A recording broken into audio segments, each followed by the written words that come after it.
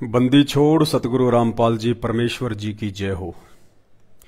परमपिता परमात्मा सारी सृष्टि के रचनहार, कुल मालिक, असंख्य ब्रह्मांडों के स्वामी, जगत गुरु, तीनों लोकों में प्रवेश करके सबका भरण पोषण करने वाले राजाधिराज, आत्माधार, नाथों के नाथ, देवों के देव, महादेव, सर्वेश्वर, महेश्वर, मृत्युंजय, अजरो अमर, आदि अनादि सनातनी प्रभु, जगत पिता जगदीश्वर, श्री श्री 1008 की उपाधि के वास्तविक अधिकारी, अकाल मूरत शब्द स्वरूपी राम वासुदेव, सर्वगतम ब्रह्म, परम पूज्य, प्रथम पूज्य, परम संत, परम पुरुष, परम धनी, परम दयालु, सत्य कबीर, हक्का कबीर, अल्लाहु अकबर, अल्लाह ताला, जगत के तारणहार, जगत के मुक्तिदाता, जगत के जगन्नाथ, हारे का सहारा, हिंदुओं का प्रभु, मुसलमानों का अल्लाह, सिखों का वाहेगुरु, ईसाइयों का मसीह, संत श्रोमणी सतगुरु रामपाल जी परमेश्वर जी के चरण कमल में हम सभी भाई बहनों का अनंत कोटि दंडोत प्रणाम।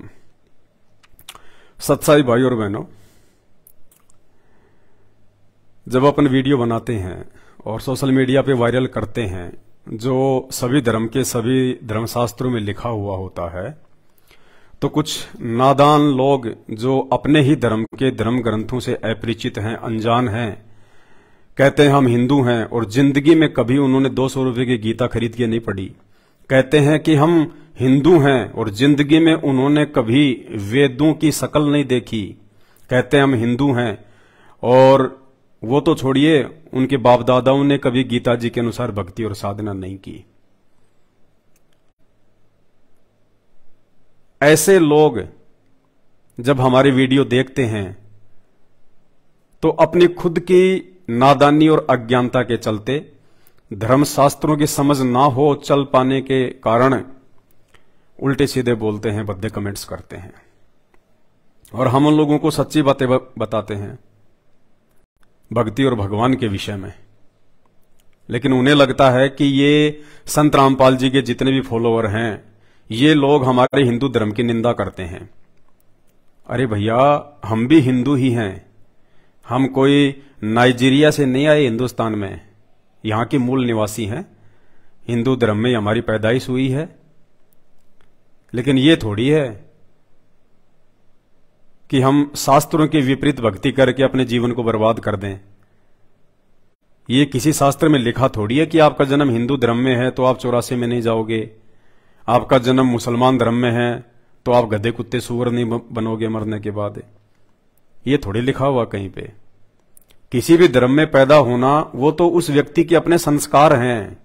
ये धर्म और जातियां, मजहब कोई भगवान ने तो बनाए नहीं, परमात्मा ने तो बनाए नहीं। हमारे में से चंद लोगों ने जो धर्म के ठेकेदार बन बैठे, उन्होंने बना दिए अपने स्वार्थ के लिए, समाज को विभाजित करने के लिए।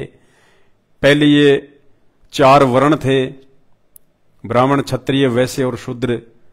आगे चल के इनमें जातियां बन गई, धर्म बन गए। तो ये तो आप और हम नादानों की अपनी खुद की सोच है। ये परमात्मा की तरफ से कोई जाति और धर्म नहीं बनाया हुआ है। अब संत रामपाल जी परमेश्वर ने आके, उस पूर्ण परमात्मा ने आके ये सच्चाई बताई है और इस सच्चाई को समझ के अब आप लोगों तक हम ये संदेश पहुंचा रहे हैं कि भाई, ये मानव जन्म बड़ा अनमोल है, ये बार बार नहीं मिलता है। आप लोग अभी गहरी नींद में हो, आपने अभी अज्ञानता की भांग पी रखी है और समय रहते यदि आपकी ये निंद्रा टूट गई तो बहुत अच्छी बात है। और ये निंद्रा संत रामपाल जी के सत्संग सुने बिना लाख जन्म भी नहीं टूट सकती, वरना अंत में तो दुर्गति होनी है। आज देख लो, आप हॉस्पिटल भरे पड़े हैं, चाहे हिंदू हो, चाहे मुसलमान हो, सिख हो, चाहे ईसाई हो। क्यों भाई? तुम तो भक्ति कर रहे हो, तुम अपने अपने भगवानों को सर्वश्रेष्ठ मान रहे हो। उनकी भक्ति करते करते भी फिर तुम्हारे ऊपर आपत्ति क्यों, दुख क्यों, परेशानियां क्यों? या तो तुम्हारी भक्ति की विधि गलत है, या जिन भगवानों को तुम भगवान मान के पूज रहे हो वो डमी गॉड है, वो आधे अधूरे भगवान है। तो संत रामपाल जी ने आके ये वास्तविक ज्ञान दिया कि नादानों, पहले तो ये विचार करो कि 84 लाख योनियों में से उस परमात्मा ने मेहर करके तुम्हारे को मानव जन्म क्यों दिया। ये सोचने, समझने, चिंतन मनन करने की क्षमता केवल मानव शरीर में है। कुत्ते के पास में चिंतन शक्ति नहीं है, मनन शक्ति नहीं है, वो सलाह मशवरा नहीं कर सकता, किसी चीज को लेके डिस्कस नहीं कर सकता, केवल इंसान कर सकता है। आज आप मेरी बातें सुन के या संत रामपाल जी के सत्संग सुन के या किसी भी बात को सुन के आप किसी दूसरे से सलाह ले सकते हैं, चिंतन मनन कर सकते हैं, विचार कर सकते हैं, क्या मेरे हित में है, क्या मेरे अहित में है, कौन सा कार्य करने से मुझे लाभ होगा, कौन सा कार्य करने से मुझे हानि होगी। आप चिंतन मनन कर सकते हैं। लेकिन एक जानवर जो होता है वो चिंतन मनन नहीं कर सकता, वो विचार नहीं कर सकता। थोड़ा लाइट चली गई है, मैं देखता हूं कुछ रोशनी का जुगाड़।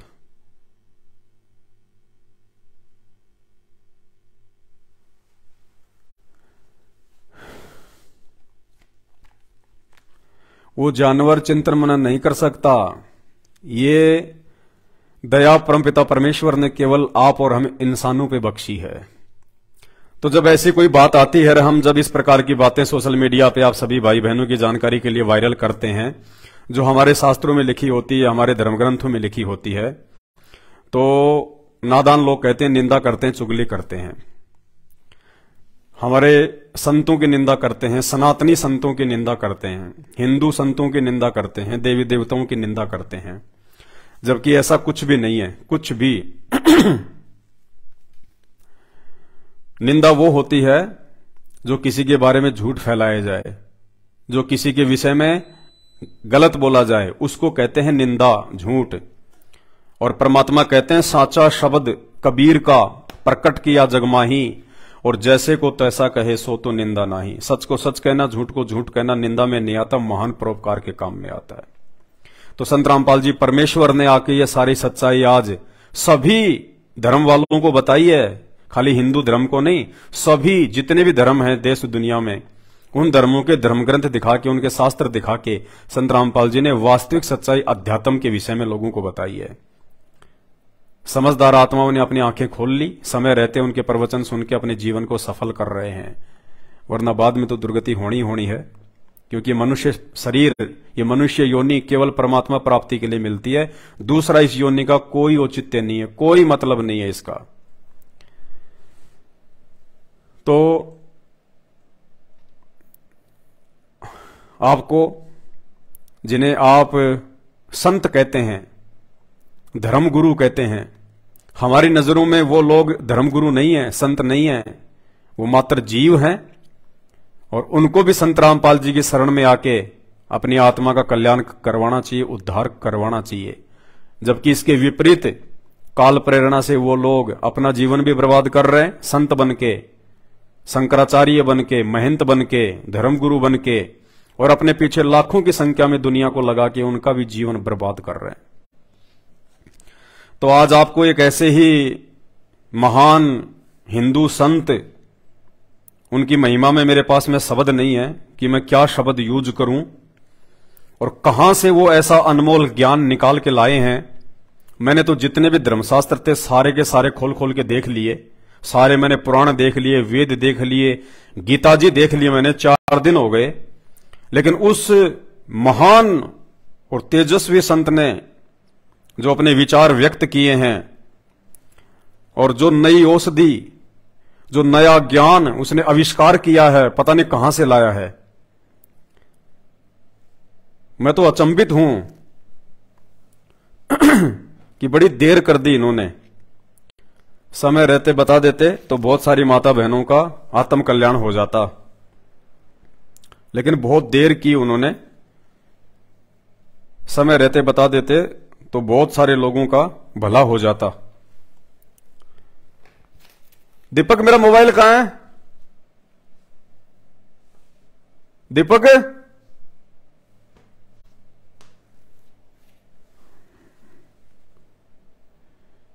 लेकिन थोड़ी लेट कर दी उन्होंने।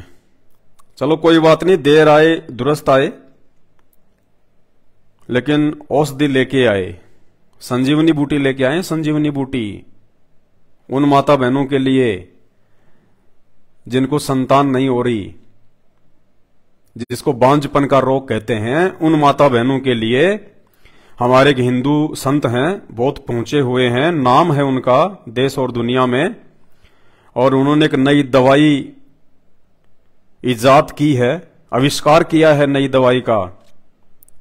मुझे तो लगता है कि अब हिंदुस्तान में डॉक्टरों की छुट्टी होने वाली है, हॉस्पिटलों के ताले लगने वाले हैं।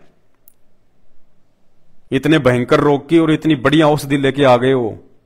ये श्री श्री पता नहीं क्या लगा इनके आगे, मेरे तो समझ में नहीं आ रहा। 1008 तो बहुत छोटा पड़ जाएगा।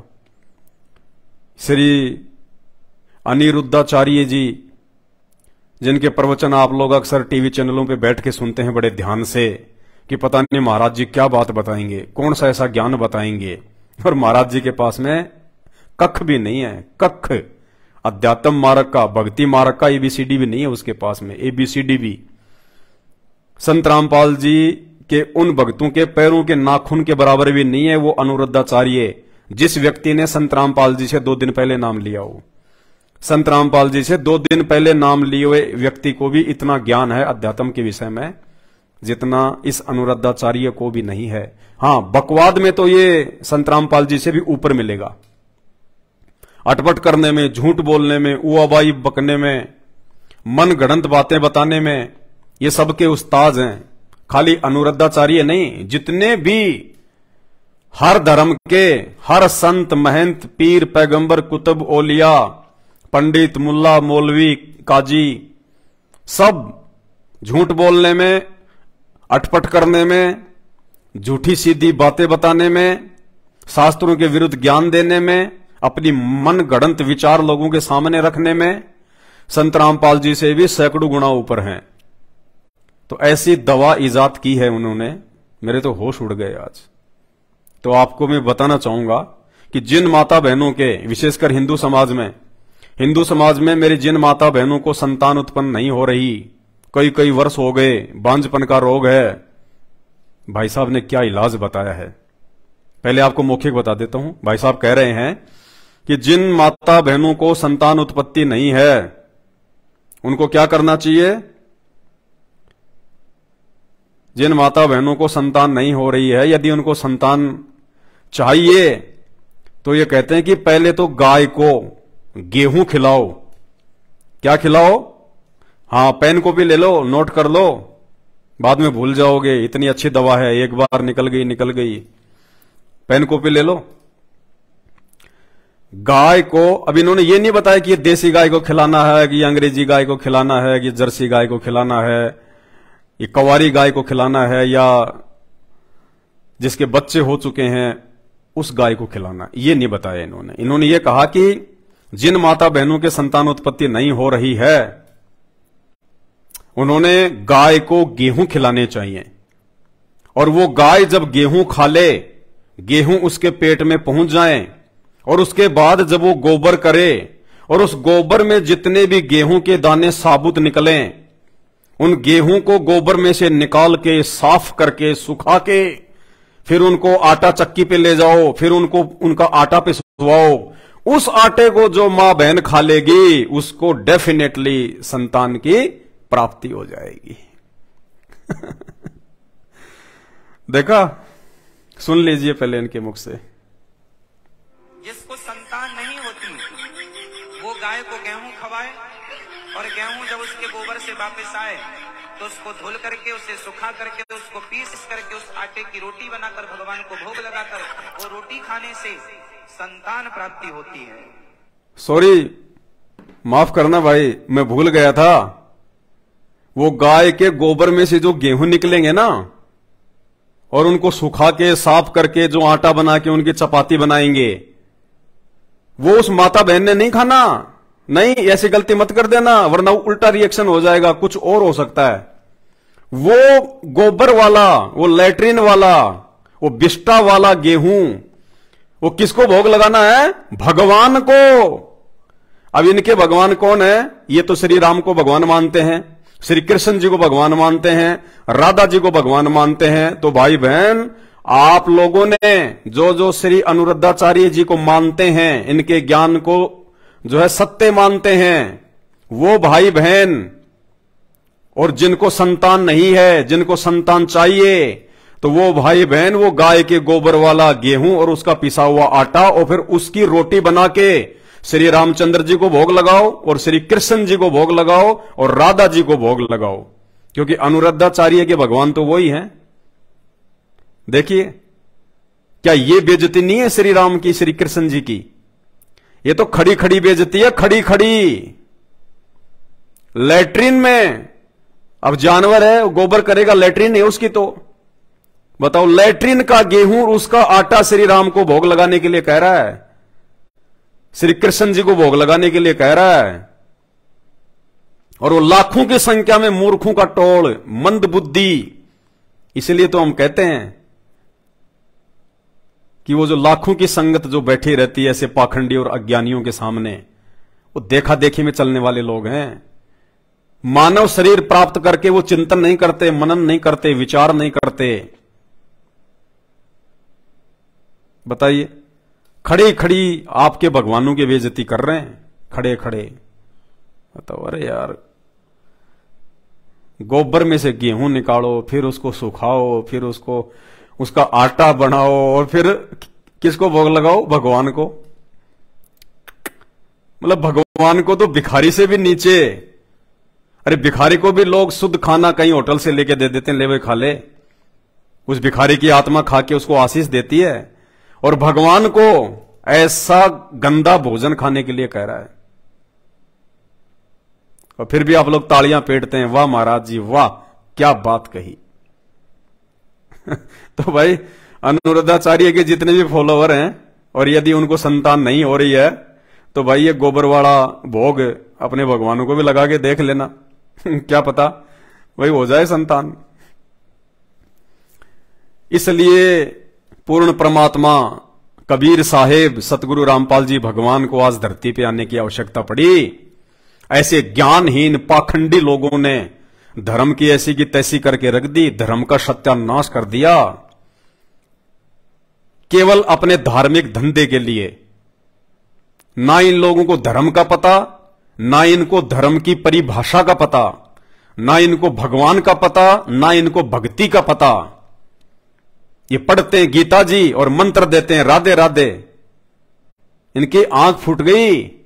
गीता जी अध्याय 8 श्लोक नंबर 13 इनको दिखाई नहीं देता कि ओम इति एक अक्षर ब्रह्म व्यवहारण माम अनुसमरण ये प्रयाति तजम देहम सयाति प्रमाम गतम।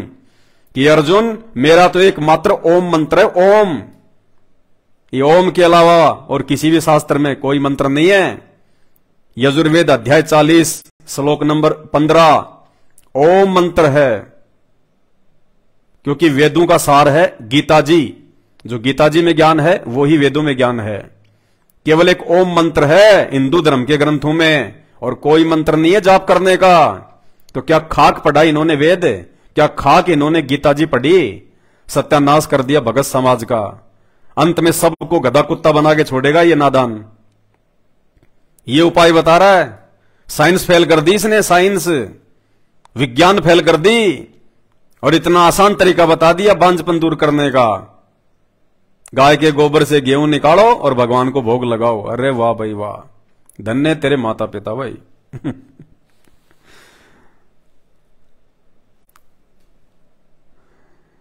बहुत सारे नादान लोग, धर्म और धर्म की व्याख्या से अपरिचित लोग कमेंट्स करते हैं, संत रामपाल जी तो दूध में नहाया करते थे, दूध के आश्रम में खीर बनती थी।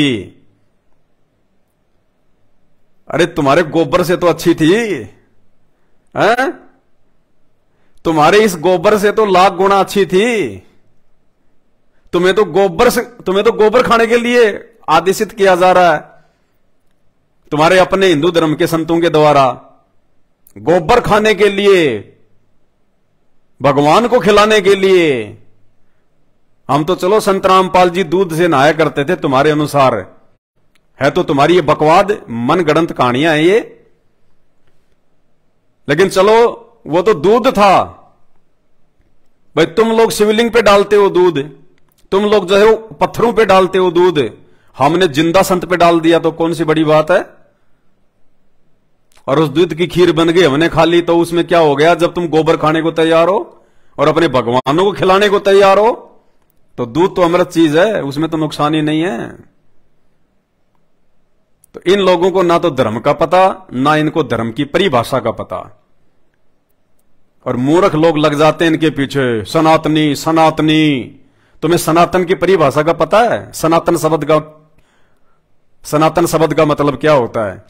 सनातन धर्म, धर्म कोई सनातन होता ही नहीं है। अरे धर्म कभी सनातन होता ही नहीं है। अगर धर्म सनातन होता तो फिर 4-4 धर्म नहीं होते, 8-8 धर्म नहीं होते आज। सनातन शब्द केवल एक वस्तु के पीछे लगता है, एक चीज के पीछे, और वो अनमोल वस्तु, वो अनमोल चीज परमात्मा है। परमात्मा जो तीनों लोकों में प्रवेश करके सबका भरण पोषण करता है, वो सनातनी परमात्मा। सतगुरु आदि अनादि है, सतगुरु मध्य है मूल, और सतगुरु को सिजदा करूं एक पलक नहीं भूल। वो सनातनी प्रभु, वो सनातनी परमात्मा आज धरती पे संत रामपाल जी के रूप में प्रकट है। इनके अलावा किसी वस्तु के आगे पीछे सनातन शब्द नहीं लग सकता। बाकी तो तुम चाहे गधे के आगे लगा दो, वो तुम्हारी अपनी मर्जी है, लेकिन ये सनातन शब्द केवल संत रामपाल जी के लिए है, उस पूर्ण परमात्मा के लिए है, क्योंकि वो कभी भी मृत्यु में नहीं आता, उसको कभी भी काल खा नहीं सकता। वो सबसे ऊपर होता है, वो अपनी मर्जी का मालिक होता है, स्वयंभू होता है, प्रकट होता है। सनातन सनातन, हिंदू हिंदू, बस मूर्ख बने रहो। धर्म ग्रंथों को मत पढ़ना, शास्त्रों को मत पढ़ना। हिंदू, हम हिंदू, हिंदू क्या है? पता है हिंदू शब्द क्या है? कुछ नहीं पता। कहां से आया हिंदू शब्द? फिर दुआई देते हो श्री राम की, श्री कृष्ण जी की। श्री कृष्ण जी का जीवन चरित्र आपने पढ़ा है? श्री सुधा सागर पढ़ी है आपने कभी? कहीं उसमें हिंदू शब्द लिखा हुआ है कि श्री कृष्ण जी हिंदू थे? सुधा सागर में कहीं लिखा हुआ क्या? 18 पुराण है हिंदू धर्म में, 18 पुराण है। किसी भी पुराण में हिंदू शब्द लिखा हुआ क्या कि कोई देव देवता हिंदू था, या जितने भी अवतार आए हैं वो हिंदू थे, या श्री कृष्ण जी का जन्म हिंदू धर्म में हुआ था, वो हिंदू धर्म को मानते थे? कोई हिंदू शब्द है श्री कृष्ण जी की जीवनी में? श्री सुधा सागर में, 18 पुराणों में जय श्री राम, भारत को हिंदू राष्ट्र बनाएंगे। फिर क्या कर लोगे भाई? फिर क्या कर लोगे? हिंदू राष्ट्र बना लोगे, फिर क्या कर लोगे? चांद पे पहुंच जाओगे, देवता बन जाओगे। लक 84 में तो फिर भी जाना पड़ेगा। श्री रामचंद्र जी का जीवन चरित्र रामायण क्या है? श्री राम का जीवन चरित्र रामायण है। कहीं रामायण में हिंदू शब्द? पूरी रामायण में कहीं भी हिंदू शब्द है? उसमें लिखा है कि श्री रामचंद्र जी का जन्म हिंदू धर्म में हुआ था। उस समय कोई धर्म ही नहीं था। जब श्री कृष्ण जी का जन्म हुआ द्वापर में, और त्रेता में जिस समय श्री रामचंद्र जी का जन्म हुआ, उस समय कोई धर्म थे ही नहीं। भाई क्यों तुम श्री राम को फॉलो करते हो? क्यों तुम श्री कृष्ण जी को फॉलो करते हो? उनको फॉलो करने का मतलब है उनके अनुसार चलना। उन्होंने कब लोगों को पकड़ पकड़ के जय श्री राम के नारे लगवाए थे? श्री कृष्ण जी ने या श्री रामचंद्र जी ने लगवाए थे क्या? बता दो। धर्म तो छोड़ो, तुम तो जातियों में बट गए, जातियों में। फिर कहते हैं हम श्री कृष्ण जी को मानते हैं, श्री कृष्ण जी हमारे इष्ट हैं। श्री कृष्ण जी ने कभी अपने नाम के आगे कृष्ण यादव लगाया क्या? किसी शास्त्र में लिखा हुआ है कृष्ण यादव सनोप श्री वासुदेव यादव? किसी शास्त्र में लिखा हुआ है? 18 पुराणों में लिखा हुआ है कि श्री कृष्ण जी ने अपने नाम के आगे यादव लगाया हो? और तुम मरमिटने को तैयार हो। अहिर रेजिमेंट, यादव रेजिमेंट, फलाना रेजिमेंट, फलानी सेना। धर्म तो छोड़ो, जातियों में बट गए। रामचंद्र जी क्षत्रिय थे, कभी लगाया उन्होंने अपने नाम के आगे श्री राम शर्मा या श्री राम ठाकुर, श्री राम राजपूत, कभी देखा रामायण में लिखा हुआ कहीं, किसी शास्त्र में लिखा हुआ कहीं? रामचंद्र जी से संबंधित किसी भी पुस्तक में किसी भी लेखक ने लिखा है श्री राम के आगे उसकी जाति, श्री कृष्ण जी के आगे उसकी जाति, 33 करोड़ देवी देवताओं के आगे उनकी जाति? धर्म तो छोड़ो, तुम तो जातियों में मर मिट रहे हो। कुछ नहीं होगा, अंत में खाली हाथ जाओगे। धर्मराज के मुकद्दर मिलेंगे ऊपर, जम के दूत गेटी पकड़ेंगे, नरक में ठोकेंगे। वहां जाति धर्म नहीं चलती, क्योंकि उस परमात्मा ने जाति धर्म बनाए नहीं। अरे मरना और मिटना भक्ति के लिए चाहिए, परमात्मा के लिए चाहिए। कंपटीशन करो, अच्छे कर्मों के लिए करो, भक्ति में करो तुम कंपटीशन, कि वो मेरे से आगे ना निकल जाए, मेरी भक्ति थोड़ी ना रह जाए, कहीं मेरा मोक्ष जो है आधा अधूरा ना हो। शास्त्रों की जानकारी में करो कंपटीशन। बस अपनी अपनी रेजिमेंट बनाने में लगे हुए हैं, बारूद के ढेर तैयार कर रहे हैं, क्योंकि आने वाले समय में देश में गृह युद्ध जो होना है, तो ये पटाखे तैयार हो रहे हैं, पटाखे। और इन सब का जिम्मेदार कौन है पता है? ये धर्मगुरु, ये धर्मगुरु, ये निकम्मे, इन्होंने बर्बाद कर दिया हिंदुस्तान को। किसी भी धर्मगुरु के पास में, एकमात्र संत रामपाल जी को छोड़ के, किसी भी धर्मगुरु के पास में ना तो गीता का ज्ञान है, ना वेदों का ज्ञान है, ना पुराणों का ज्ञान है। राम की कथा कहने वालों के पास में रामचंद्र जी तक का ज्ञान नहीं है। रामायण को भी ढंग से नहीं जानते वो, ना उनके मंत्रों का पता, ना उनसे लाभ लेने की विधि का पता। और लाखों की संगत जो उनके पीछे तालियां पीटती रहती है। भाई तुम्हारे पिछले जन्मों की भक्ति की बैटरी चार्ज है अभी, और जब तक बैटरी चार्ज होती है ना, चाहे लाइट में कनेक्शन भी ना हो, फिर भी आपके पंखे चलेंगे, लाइट जलेगी। आपके पिछले जन्मों की पुण्य रूपी बैटरी अभी चल रही है। तुम सोच रहे हो कि मुझे मेरे गुरुजी से लाभ मिल रहे हैं, मुझे फलाने संत से लाभ मिल रहे हैं, मैं नारियल फोड़ रहा हूं, वहां जाके मेरे को उससे लाभ हो रहा है, मैं वहां जाके धागा बांध के आ रहा हूं, मैं गोवर्धन की परिक्रमा कर रहा हूं, मैं बद्रीनाथ जा रहा हूं, केदारनाथ जा रहा हूं, खाटू श्याम जी जा रहा हूं, मंदीपुर के बालाजी जा रहा हूं, मैं पेट पलनिया जा रहा हूं। कुछ नहीं, कुछ नहीं। वर्तमान में धरती पे कोई देव देवता नहीं है, कोई भी। सारे देवी देवता विलुप्त हैं वर्तमान में, क्योंकि सभी देवी देवताओं का सिरमौर, सभी देवी देवताओं का सरदार, सरताज, वो कबीर परमात्मा संत रामपाल जी धरती पे प्रकट हो चुके हैं। अब इस पृथ्वी पे देवी देवताओं का नामो निशान भी नहीं है। जब रात्रि होती है उस समय चांद भी अपनी चांदनी फैलाता है, तारे भी टिमटिमाते हैं। सुबह जब सूरज निकल जाता है ना, तो चांद, उसकी रोशनी फीकी पड़ जाती है, तारे तो दिखाई नहीं देते। तो वर्तमान में वो कबीर परमात्मा संत रामपाल जी के रूप में धरती पे प्रकट हो चुका है, और उनकी रोशनी अर्थात उनके इस तत्व ज्ञान के आगे ये सभी साधु संत महात्मा देवी देवता सब फीके हो गए, सब फैले, कुछ नहीं कर सकते। संत रामपाल जी के सत्संग सुनना शुरू कर दो, वरना ये नकली संत ऐसे ही तुम्हारे को गाय का गोबर खिलाते रहेंगे।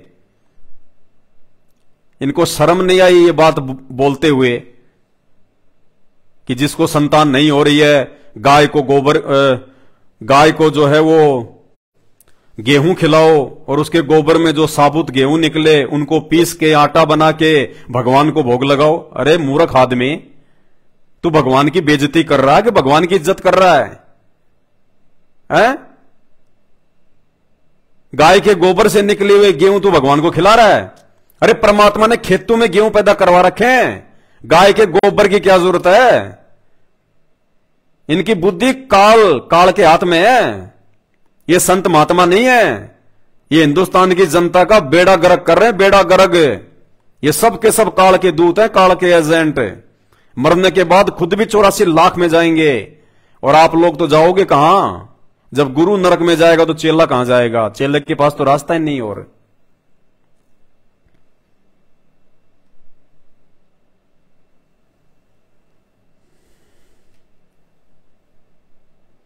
और ये परमात्मा इतना अनमोल ज्ञान दे रहा है, शास्त्रों से प्रमाणित ज्ञान दे रहा है, इतनी अच्छे से व्याख्या करके बता रहा है, तुम्हें सहज भक्ति बता रहा है, सीधा सादा जो है वो तरीका बता रहा है।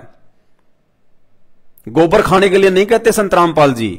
संत रामपाल जी अपने भक्तों को दोनों टाइम हलवा खिलाते हैं, हलवा।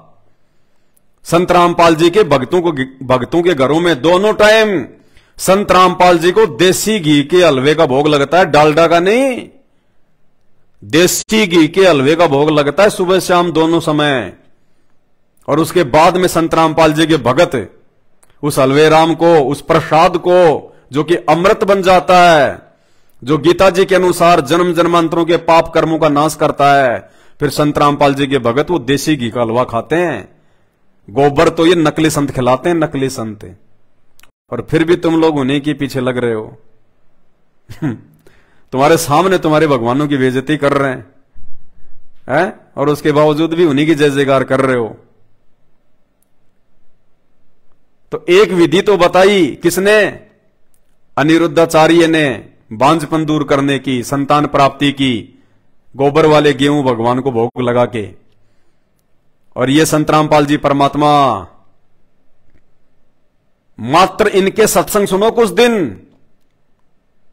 अगर किसी माता बहन को संतान उत्पत्ति नहीं हो रही है, और चाहे अमेरिका के डॉक्टर ने क्यों ना मना कर दिया हो, यहां तक कि अगर उस माता बहन के शरीर में बच्चादानी भी नहीं है, या उसकी बच्चादानी जो है वो निकल चुकी है, वो मां बहन भी यदि संतान प्राप्ति की इच्छा रखती है, तो धरती पे परमात्मा प्रकट है। कम से कम 1 महीने उनके सत्संग सुनो, 1 महीने, और बात समझ में आ जाए। उसके बाद में इनसे नाम दीक्षा ले लो। 10वें महीने आपकी गोद में बच्चा खेलेगा, 10वें महीने। ये विज्ञान को फैल करने वाला परमात्मा ये है, ये संत रामपाल जी, जिन्होंने विज्ञान को जन्म दिया है, जिन्होंने विज्ञान को पैदा किया है। ये है वो परमात्मा, सबका जनक। साहिब से सब होत है, बंदे से कुछ नहीं। ये बंदे हैं, ये जितने भी हैं, ये संत महंत सभी धर्मों में जो दिन रात चिल्लाते रहते हैं अपने धार्मिक धंधे के लिए, उल्टी सीधी बातें बता के लोगों का जीवन बर्बाद कर रहे हैं, ये बंदे हैं। बंदे यानी जीव, इंसान, एक व्यक्ति, एक मानव, जिसके बस में कुछ नहीं होता, जो मिट्टी के समान होता है, उसको कहते हैं बंदा। बंदा यानी व्यक्ति, इंसान। और साहिब यानी परमात्मा, संत रामपाल जी तो कहते हैं साहिब से सब होत है, बंदे से कुछ नहीं। ये राई से पर्वत कर दे, फिर पर्वत से राई। ये वो परमात्मा है। इन लोगों की मीठी मीठी बातों से संतान प्राप्ति नहीं होने वाली। बीमार हो जाओगे, मत खा लेना वो गोबर का अनाज। डॉक्टरों के चक्कर काटोगे हॉस्पिटलों में। कहते मनो मनोरथ ना कीजिए, तेरा किया ना होए। जब पानी से घी निकले तो लूखी खाए ना कोई। ये गाय के गोबर खाने से अगर बच्चे पैदा हों तो कोई जो है संत रामपाल जी की शरण में नहीं आते, बड़े बड़े डॉक्टरों के चक्कर नहीं काटते। अगर गाय का गोबर खाने से अगर भगवान अगर मिल जाए तो ढोंगी और पाखंडी बाबाओं पर सख्त कानूनी कार्रवाई होनी चाहिए। बिल्कुल भाई साहब, 100% होनी चाहिए। ये समाज के लिए सबसे बड़े अभिशाप है, अभिशाप। भाई एक बात बताओ, आप कहते हो कि इंसान को भगवान ने बनाया है, बिल्कुल सही बात है, भगवान ही बनाता है। फिर भगवान ने 84 लाख क्यों बनाई? गधे कुत्ते सूअर क्यों बनाए? बैल क्यों बनाए? मच्छर पतंग सूअर क्यों बनाए? क्या दिक्कत थी भगवान को ये बनाने की? भगवान सारे इंसान बना देता। वो बेचारे इतना दुख उठा रहे हैं गर्मी में, सर्दी में। तुम लोग तो सर्दी आती है तो अपनी रजाई में घुस जाते हो। वो बेचारे पूरी रात ठंड में वो तड़पते रहते हैं, जानवर जंगल में, रोडों पे। बरसात आ जाए तो उनको सहन करना पड़ता है, गर्मी हो तो उनको सहन करनी पड़ती है, भूख प्यास उनको सहन करनी पड़ती है।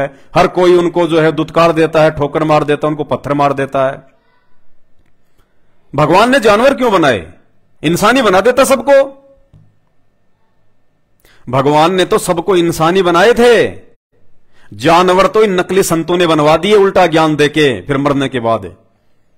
इन नकली संतों ने, काल के दूतों ने शास्त्रों के विरुद्ध ज्ञान दे दे के शास्त्रों में जो मंत्र नहीं है वो मंत्र बता बता के इन नकली संतों ने फिर उनका जीवन बर्बाद कर दिया, और मरने के बाद फिर वो गद्दे कुत्ते सुअर बने। ये जितने भी जो घूम रहे हैं ना, ये आप और हमारे ये पूर्वज हैं और कोई नहीं है। ये जितने भी आपको जो 84 लाख में जो जीव जंतु ये पशु पक्षी दिखाई दे रहे हैं, ये और कोई नहीं है, ये अपने ही पूर्वज हैं, जिनको बेचारों को उल्टी साधना करवा दी नकली संतों ने, और मरने के बाद में किसी को भूत बना दिया, किसी को गधा बना दिया। ये हमारे पूर्वज हैं, ये सब इंसान थे। ये 84 लाख योनियां भोगने के बाद एक बार मानव जन्म मिलता है। धोखा खा जाओगे बहुत बड़ा, सुधर जाओ। हमें गालियां निकालने से कुछ नहीं मिलेगा, कुछ नहीं मिलेगा। अगर हमारी बातों पे विचार करोगे और अपने परमपिता परमात्मा, ये सबका बाप है, ये चारों धर्मों का बाप है, ये सभी धर्मों का बाप है, ये सभी धर्मों के मानने वालों का बाप है। ये बाप यानी परमात्मा, ये अल्लाह है, ये भगवान है, ये मसीह है, ये वाहे गुरु है, यही है। और 2027 के बाद में पूरी दुनिया इसको परमात्मा यानी अपना बाप मानने के लिए मजबूर हो जाएगी। अभी तो तुमने देखा क्या है, अभी तो प्राकृतिक आपदाएं शुरू भी नहीं हुई। ये 4 साल पता चल जाएगा परमात्मा कौन है, भगवान कौन है। अगर जीवित रहे तो नाक रगड़ रगड़ के आओगे इनके पास में, नाक रगड़ रगड़ के, आंखों में आंसू, बरवाड़ा आश्रम की दीवारों पे टक्कर मारोगे, टक्कर, कि भगवान पहले क्यों नहीं आए, हम मूर्खों के भाग पहले क्यों नहीं जागे, हमने आपकी बातों पे पहले विचार क्यों नहीं किया। बरवाड़ा की दीवारों पे टक्कर मारोगे, टक्कर। और जो जितना लेट आएगा उतनी लेट उसकी सुनवाई होगी। तो भाई आपके जो महान संत हैं उन्होंने तो आपको इलाज बता दिया, गाय के गोबर में से गेहूं निकालो, आटा बना के भगवान को भोग लगाओ, संतान प्राप्ति हो जाएगी। और ये संत रामपाल जी क्या बता रहे हैं, ये सुनना 4 मिनट का सत्संग। ये अंतर्यामी परमात्मा है, अंतर्यामी। इसके भगत की, इनके भगत की पुत्र वधू का गर्भपात हो गया था, गर्भपात, बच्चा गिर गया था। डॉक्टर से जाके चेक करवाया, डॉक्टर ने कह दिया भैया गर्भपात हो गया, ब्लड ही ब्लड हो गया। रोने लगी, चीखने लगी, चिल्लाने लगी संतान के लिए। उसकी सासू ने फोन किया अपने गुरुजी को, संत रामपाल जी को, और कहा कि गुरुजी कभी हमारे भी जो है घर पे आओ, परमात्मा भोग लगाओ, परमात्मा भोजन के लिए आओ। उस बहन ने संत रामपाल जी को अपने घर पे भोजन के लिए आमंत्रित किया। उसकी सास ने, जिसका बच्चा गिर गया था। संत रामपाल जी उस बहन के घर पे भोजन करने के लिए गए, और दूसरे दिन जाके जब उसने दोबारा टेस्ट करवाया तो डॉक्टर ने कहा कि कौन कहता कि बच्चा गिर गया, बच्चा तो बिल्कुल सुरक्षित है, एज इट इज। ये परमात्मा है, बिना मांगे देता, बिना मांगे। सुनो एक बार, थोड़ा सा उदाहरण देता हूं। एक बहन, वैसे तो बहुत सी ऐसे उदाहरण है यहाँ पे, जिनका 10-10, 15-15, 20-20 वर्ष तक विवाह हुए को हो गए थे, संतान नहीं थी। अब यहाँ सत्संग सुनकर जाते हैं तो उनका मन शांत हो जाता है कि ना, हमने संतान चाहिए नहीं। और वहां जाओ संसार में, वहां जानते इंजेक्शन ला दे, अब वो फिर बेचैन हो जा बहन, तो फिर आते डिमांड वही करे। बहुत बार समझाया उनको, लेकिन आखिर में परमात्मा ने उनको फिर वो, अब ये दिल टूटेगा कि तो और जा फंसेंगे किसी नालायक आदमी के, बालक तो होने नहीं मुझे, और वो ये भक्ति और बर्बाद हो जाएगी इनकी। तो उनको एक बहन को अपने कभी तो असंतोष कर ले, फिर घर वाले जाकर फिर न्यू के बता को जीना है, बालक नहीं, इतने दिन हो गए नाम ले रखा, फलाना काम काहे का तू गुण गाती फिरती है। तो परमात्मा ने उसके सुन दी। 2 लड़की गर्भ में 2 बच्चे हो गए एक कब्र में। और वो ये कहा करती कि भगवान चाहे मेरे लड़की हो जाए, समाज का मुंह बंद हो जाए, मुझे लड़के की जरूरत नहीं, दो दी कठी है। अब आप फुली नहीं समाओ सारा, और पड़ोस पड़ोस भी न बोले थारे गुरु जी तो वे पूरे हैं। 1 साल के बाद 2 और गर्भ में चेक करा ली, 2 लड़की और है। अब वह चिंतित हुई, बोला मत इबले जो मालिक तुझे दे रहा है, अब मत बिरड़ावे। तो पुण्यात्मा परमात्मा जो चाहे सो कर दे। एक बात देखो पुण्यात्मा, हर तरह से हर पहलू पर ज्ञान दिया जाता है। और सुनो, एक बहन और उसकी सास ने नाम लिया। सास का दृढ़ विश्वास था, वह बहन बेटी बालक थी। उसके एक लड़की थी, उसके बाद गर्भ नहीं रहा था, खराब हो जाता। और भी काफी तरह जगह पर वो घूमे फिरे। फिर उनको पता चला तो यार दीक्षा ली। जींद जब सत्संग किया करता था दास, तो परमात्मा ने दया की, उनका गर्भ रहा लड़की के। और जो जिस समय में पहले गिरता था उससे आगे बढ़ गया, 2 महीने और निकल गए। तो उनकी खुशी का ठिकाना नहीं रहा। उन्होंने क्या किया,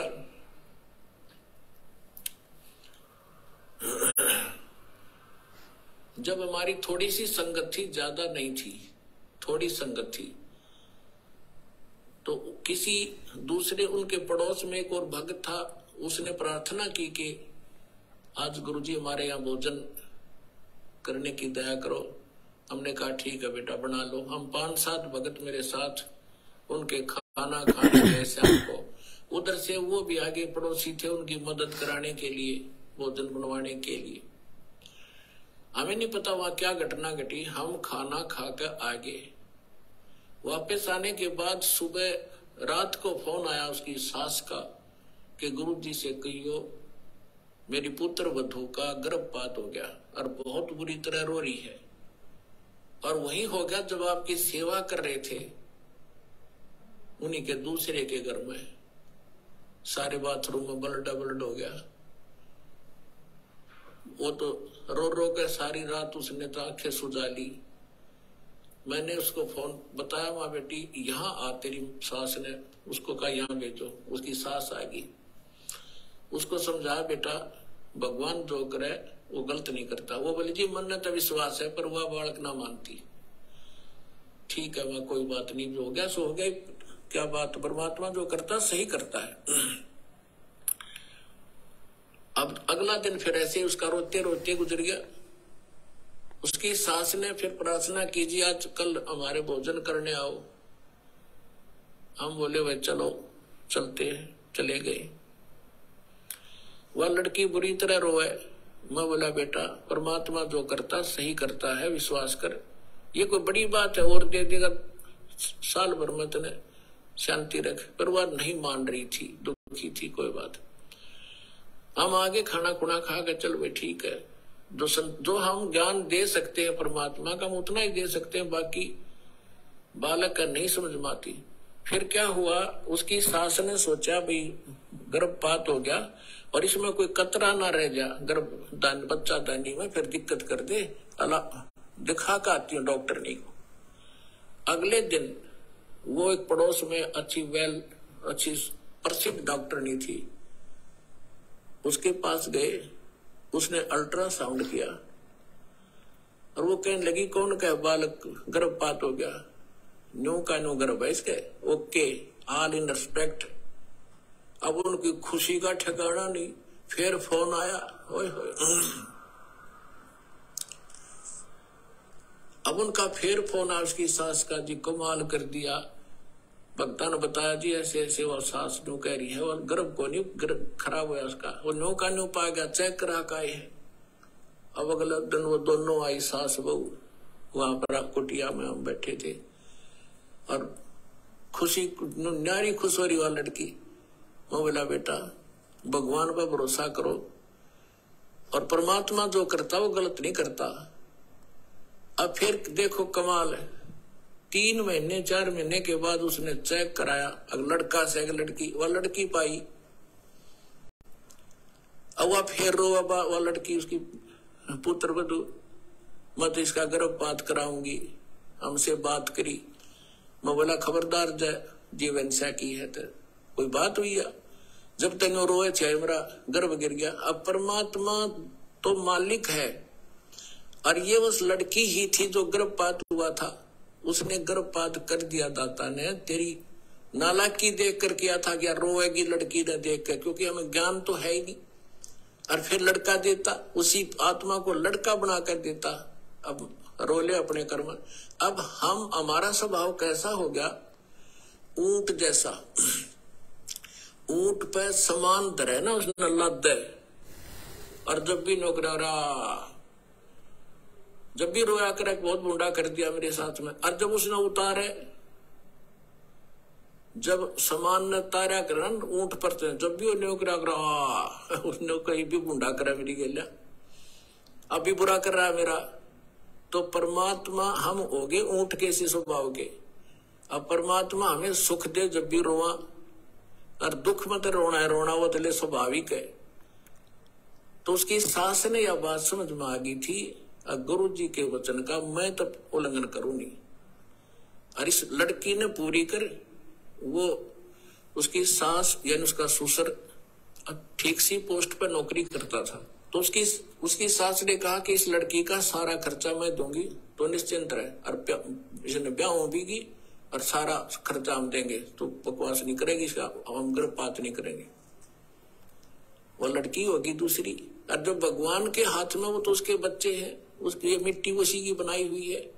अब लड़का देते तो उसको उस संस्कार टाले था लड़की वाला, लेके के मांग लिया रो के, और फिर रो रही है।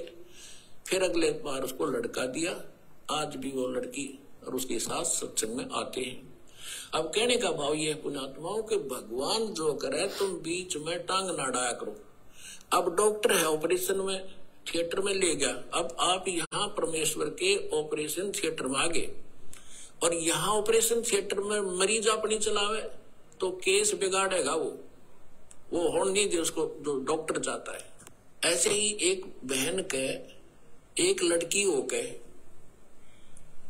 और फिर वो 27 वर्ष तक, वह लड़की 27 वर्ष की होगी, उसके ब्याह भी कर दिया, उसके भी बालक हो रहे लड़का लड़की, और उसकी फिर भी तमन्ना एक बालक तो एक लड़का तो हो जाता है। वह 56 साल की हो रही बुढ़िया, हरिया तमन्ना रखे, सुनो 56 साल की उम्र में मालिक ने फिर छोरा दे दिया उसका लड़का। अब लड़का 5 साल का हुआ, मर गई, सर पे धर लिया, लड़का कौन पालेगा। तो हम ऑपरेशन के अंदर हम अपनी गड़बड़ करवाते हैं तो वो बिगड़ जाता है केस। फिर भी दास ने आपको हर पहलू पर बता दिया, जो सी समझ में आ वह कर लियो, और वह पूरी कर देंगे भगवान।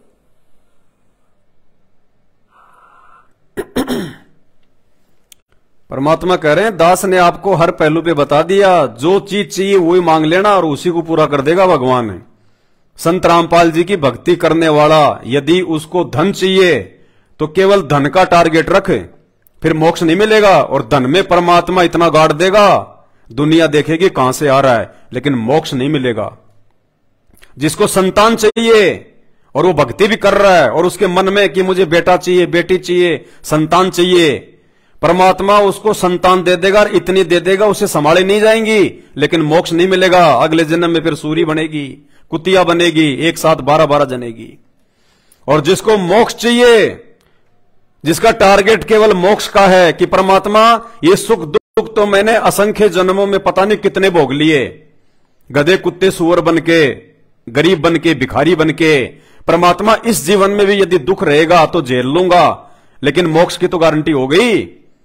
उस आत्मा को, ऐसी आत्मा को जो मोक्ष को आधार बना के भक्ति करेगी, उसको परमात्मा यहां का सुख भी देगा और मोक्ष तो देगा ही देगा। इसलिए तो परमात्मा ने धर्मदास जी के माध्यम से हमें समझाया कि मांगना क्या चाहिए भगत को। दुनिया की तरह, नादानों की तरह, मूर्खों की तरह भगवान मिलने के बाद में धन संपदा, कार, कोठी, बंगले ये नहीं मांगना चाहिए। भक्ति दान मोहि दीजियो देवन के देवा हो, जन्म पाया भूलू नहीं करहूं पद सेवा हो। भगवान से भक्ति मांगनी चाहिए, भक्ति।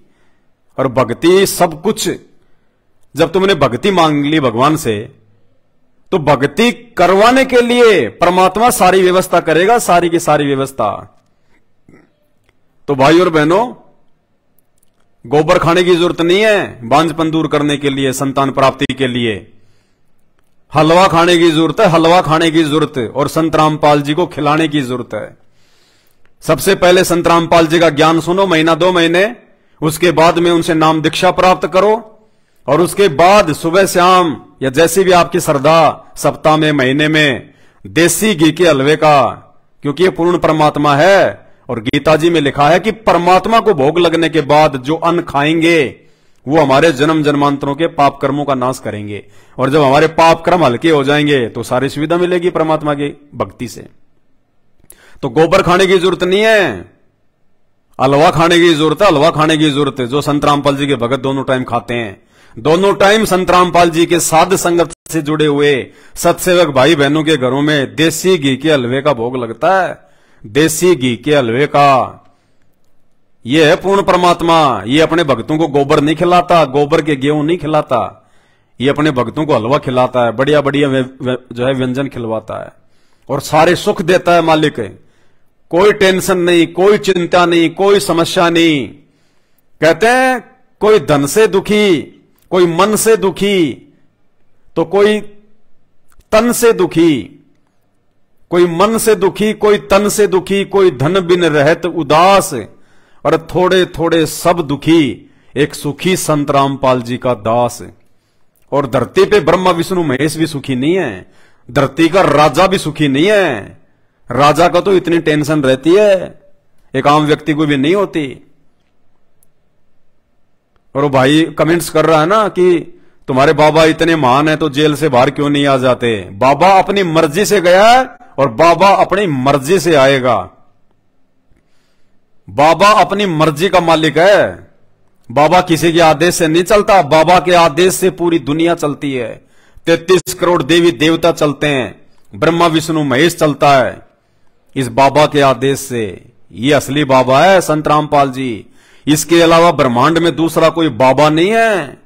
बाबा का मतलब सबका बाप, इनके अलावा दूसरा नहीं है कोई। ये अपनी मर्जी का मालिक है, मर्जी से गया मर्जी से आएगा। 28 साल तक ज्ञान देके गया है दुनिया को 94 से, और जब दुनिया ज्ञान से नहीं समझी तो अब चुपचाप जाके बैठ गया कि अब जब इस दुनिया को ठोकर लगेगी ना, ठोकर, जब इनके बैड कर्म सामने आएंगे, इनके पाप कर्म इनके सामने आएंगे, तरह तरह की बीमारियां होंगी। क्योंकि ये जो पृथ्वी है ना, ये सृष्टि पाप और पुण्य से चलती है। ये किसी राजा महाराजा से नहीं चल रही, ये किसी मंत्री संतरी से नहीं चलती। ये सृष्टि चलती है पाप और पुण्य से। पाप और पुण्य क्या पता है? एक देश का प्रधानमंत्री है नरेंद्र मोदी, और एक आदमी रोड पे खड़ा होकर भीख मांगता है। क्या अंतर है उनमें? भिखारी भी इंसान, नरेंद्र मोदी भी इंसान। भिखारी के भी हाथ पैर, नाक, मुंह, आंख, बाल सब। नरेंद्र मोदी भी वैसा ही है, 2 आंख, नाक, मुंह, हाथ, उंगलियां। वो एक तो भीख मांग रहा है इंसान होके, और दूसरा इंसान राजा बन के बैठा है। क्यों? पाप और पुण्य का खेल है सारा। उस भिखारी के पुण्य समाप्त, भक्ति नहीं है उसके पास वर्तमान में। कभी उसने किसी जन्म में भगवान की भक्ति की होगी, अच्छे कर्म दान धर्म किया होगा, वो उसने बार बार मानव जन्म प्राप्त करके समाप्त कर दिया। और आगे उसको कोई सही संत नहीं मिला, सच्चा गुरु नहीं मिला, जिससे उसकी बैटरी दोबारा चार्ज हो जाती भक्ति वाली। और वो देश का प्रधानमंत्री, अभी उसके पास में पिछले जन्म की भक्ति शेष है। इन्वर्टर की बैटरी हम लोग चार्ज कर लेते हैं ना, फिर चाहे लाइट भी क्यों ना चली जाए फिर भी पंखा चलता है।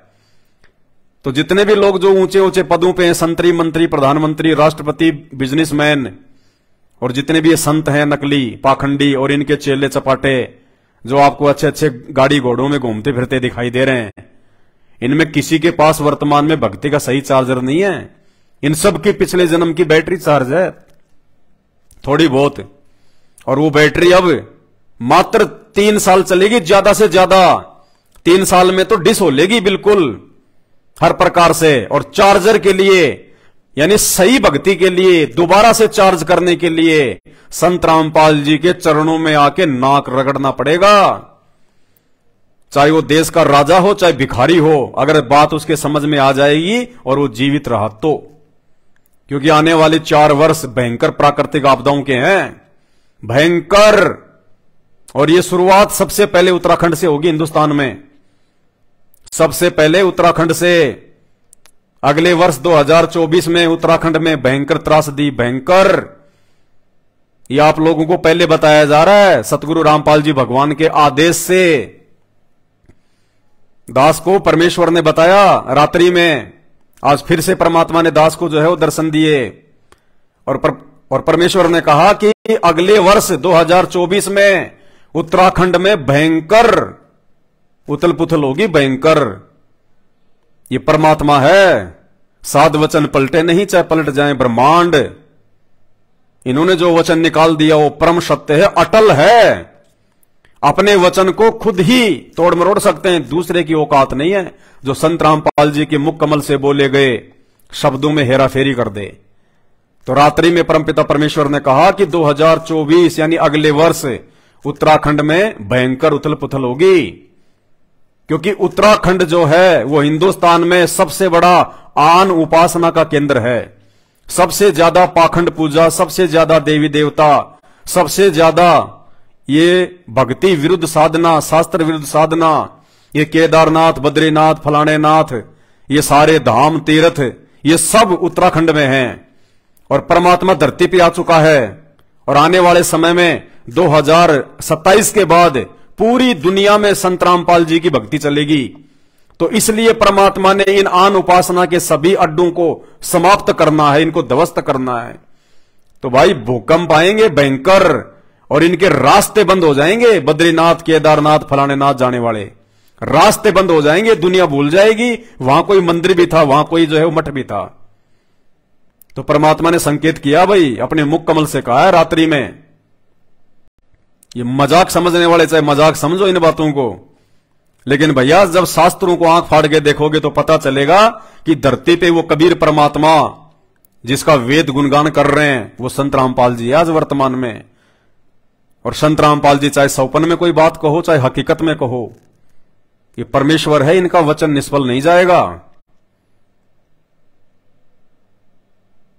समय रहते समझ जाओ। गोबर खाने की जरूरत नहीं है, अलवा खाने की जरूरत है, अलवा खाने की जरूरत है। और जब आप इनके भगत बन जाओगे, इनके शिष्य बन जाओगे, इनकी मर्यादा में रह के भक्ति करोगे, इनको भोग की आरती के साथ में भोग लगाओगे, कहते हैं जिन भक्तों का ये भोग लग जावे उनके तीनों ताप नसावे। इस सृष्टि में केवल उन्हीं लोगों के जो पाप कर्म हैं उनका सत्यानाश होगा जो संत रामपाल जी को भोग लगाएंगे भगवान मान के। और इनको भगवान तभी मान पाओगे जब इनके विचार सुनोगे, इनके सत्संग सुनोगे। तो भाई कह रहा था कि तेरा बाबा भगवान है तो जेल से क्यों नहीं आ रहा, इतना ही बड़ा समर्थ है। तो भाई एक बात बता, अब मैं आपसे कहूं कि भाई तेरा श्री कृष्ण अगर इतना ही बड़ा भगवान था, इतना बड़ा समर्थ था, तो साथ के साथ अपने मां बाप को भी जेल से निकाल देता। खुद तो निकल गया और मां बाप उसके जेल में पड़े रहे 15 साल तक। 15 साल बाद में श्री कृष्ण ने अपने मां बाप को जेल से छुड़ाया। तो काहे का भगवान था भाई, काहे का समर्थ था, काहे की पावर थी। वो जो ताले खुले थे ना, 7 ताले, वो 7 ताले वो संत रामपाल जी ने खोले थे, इस कबीर भगवान ने। ये बात तुम्हारे अभी समझ में नहीं आएगी। वो श्री कृष्ण जी भी संत रामपाल जी की आत्मा है, इस कबीर भगवान की आत्मा है। और जब इन आत्माओं पे आपत्ति आती है तो उनके भक्ति आधार से, उनके पिछले जन्म के जो है वो शुभ संस्कार के आधार से यही संत रामपाल जी, यही कबीर भगवान राम और श्री कृष्ण जी की भी आके उनकी मदद करता है। वो जो ताले जो खुले थे ना, वो ताले श्री कृष्ण जी ने नहीं खोले, वो ताले संत रामपाल जी ने खोले थे आगे से आगे। अभी समझ में नहीं आएगा तुम्हें। श्री कृष्ण जी अगर वो समर्थ थे तो खुद ही तो जेल से बाहर निकल जाते, खुद ही जेल से बाहर वो खुद ही निकल जाते। वासुदेव की गोद में जाने की क्या जरूरत थी? अपने पिता की गोद में जाने की क्या जरूरत थी भाई? खुद ही निकल जाते जेल से, पैदा होते जो है वो पैरों पे चलने लग जाते। पैदा होते ही श्री कृष्ण जी जो है चलने क्यों नहीं लग गए? तो यहां जब परमात्मा आते हैं ना, चाहे वो राम, श्री कृष्ण, ब्रह्मा, विष्णु, महेश, चाहे छोटे परमात्मा हो या चाहे संत रामपाल जी, वो कबीर परमात्मा, ये बड़ा भगवान हो, इन्होंने इस यहां के हिसाब से लीला करनी पड़ती है। तो श्री कृष्ण जी भी अगर इतने समर्थ थे, इतने बड़े भगवान थे, तो मेरे भाई अपने मां बाप को जो है 15 साल बाद में क्यों निकाला जेल से? अभी संत रामपाल जी को तो 15 साल हुए भी नहीं। तो पहले तो अपने शास्त्र खंगालो कि कौन सी जो है वो कमी रह गई थी श्री कृष्ण जी में, कौन सी शक्ति जो है वो कमी थी उनके पास में, जो अपने मां बाप को भी अपने साथ में जेल से बाहर नहीं निकाल पाए वो। फिर वो तो स्वार्थी हो गए, खुद तो निकल गए, मां बाप को छोड़ दिया जेल में दुख भोगने के लिए, वो तो स्वार्थी थे। फिर अगर समर्थ होते तो मां बाप को भी निकालते साथ के साथ कि चलो माता पिताजी, भाई वो ताले तो खुली गए थे और सभी सैनिक जो है वो नींद में सो गए थे। जब श्री कृष्ण जी निकल सकते हैं, ताले खुल रहे हैं, तो उनके मां बाप भी आ जाते हैं उनके पीछे पीछे, उनका भी हाथ पकड़ के ले आता, आप भी चलो। ये ताले खोलने वाला भगवान कोई और है, ये राम और श्री कृष्ण नहीं है। ये तो बहुत छोटी शक्ति है, बहुत छोटी। ये तो खाली इनके विष्णु जी के अंश अवतार थे, अंश अवतार। ये ब्रह्मा, विष्णु, महेश भी जब आपत्ति में आ जाते हैं, जब ये भी ऊपर हाथ खड़े कर देते हैं, तब भी इसी कबीर परमात्मा संत रामपाल जी को उनका कार्य सिद्ध करने के लिए आना पड़ता है, क्योंकि ये सभी उन्हीं के बच्चे हैं। इस सृष्टि में जितने भी जीव जंतु, इंसान, देवी देवता, ये सब उस कबीर परमात्मा संत रामपाल जी की आत्मा है, उन्हीं के बच्चे हैं भाई। वो सबका बाप, सबका परमात्मा धरती पे आया हुआ है।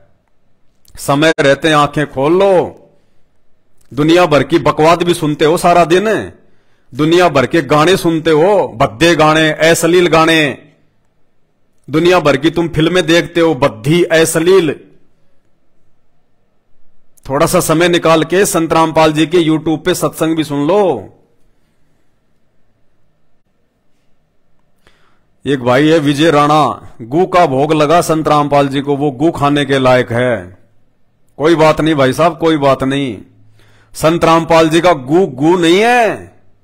संत रामपाल जी का गू खाने के लिए तो इस पृथ्वी की सारी जो शक्तियां ना, वो भी हाथ जोड़ के खड़ी हैं।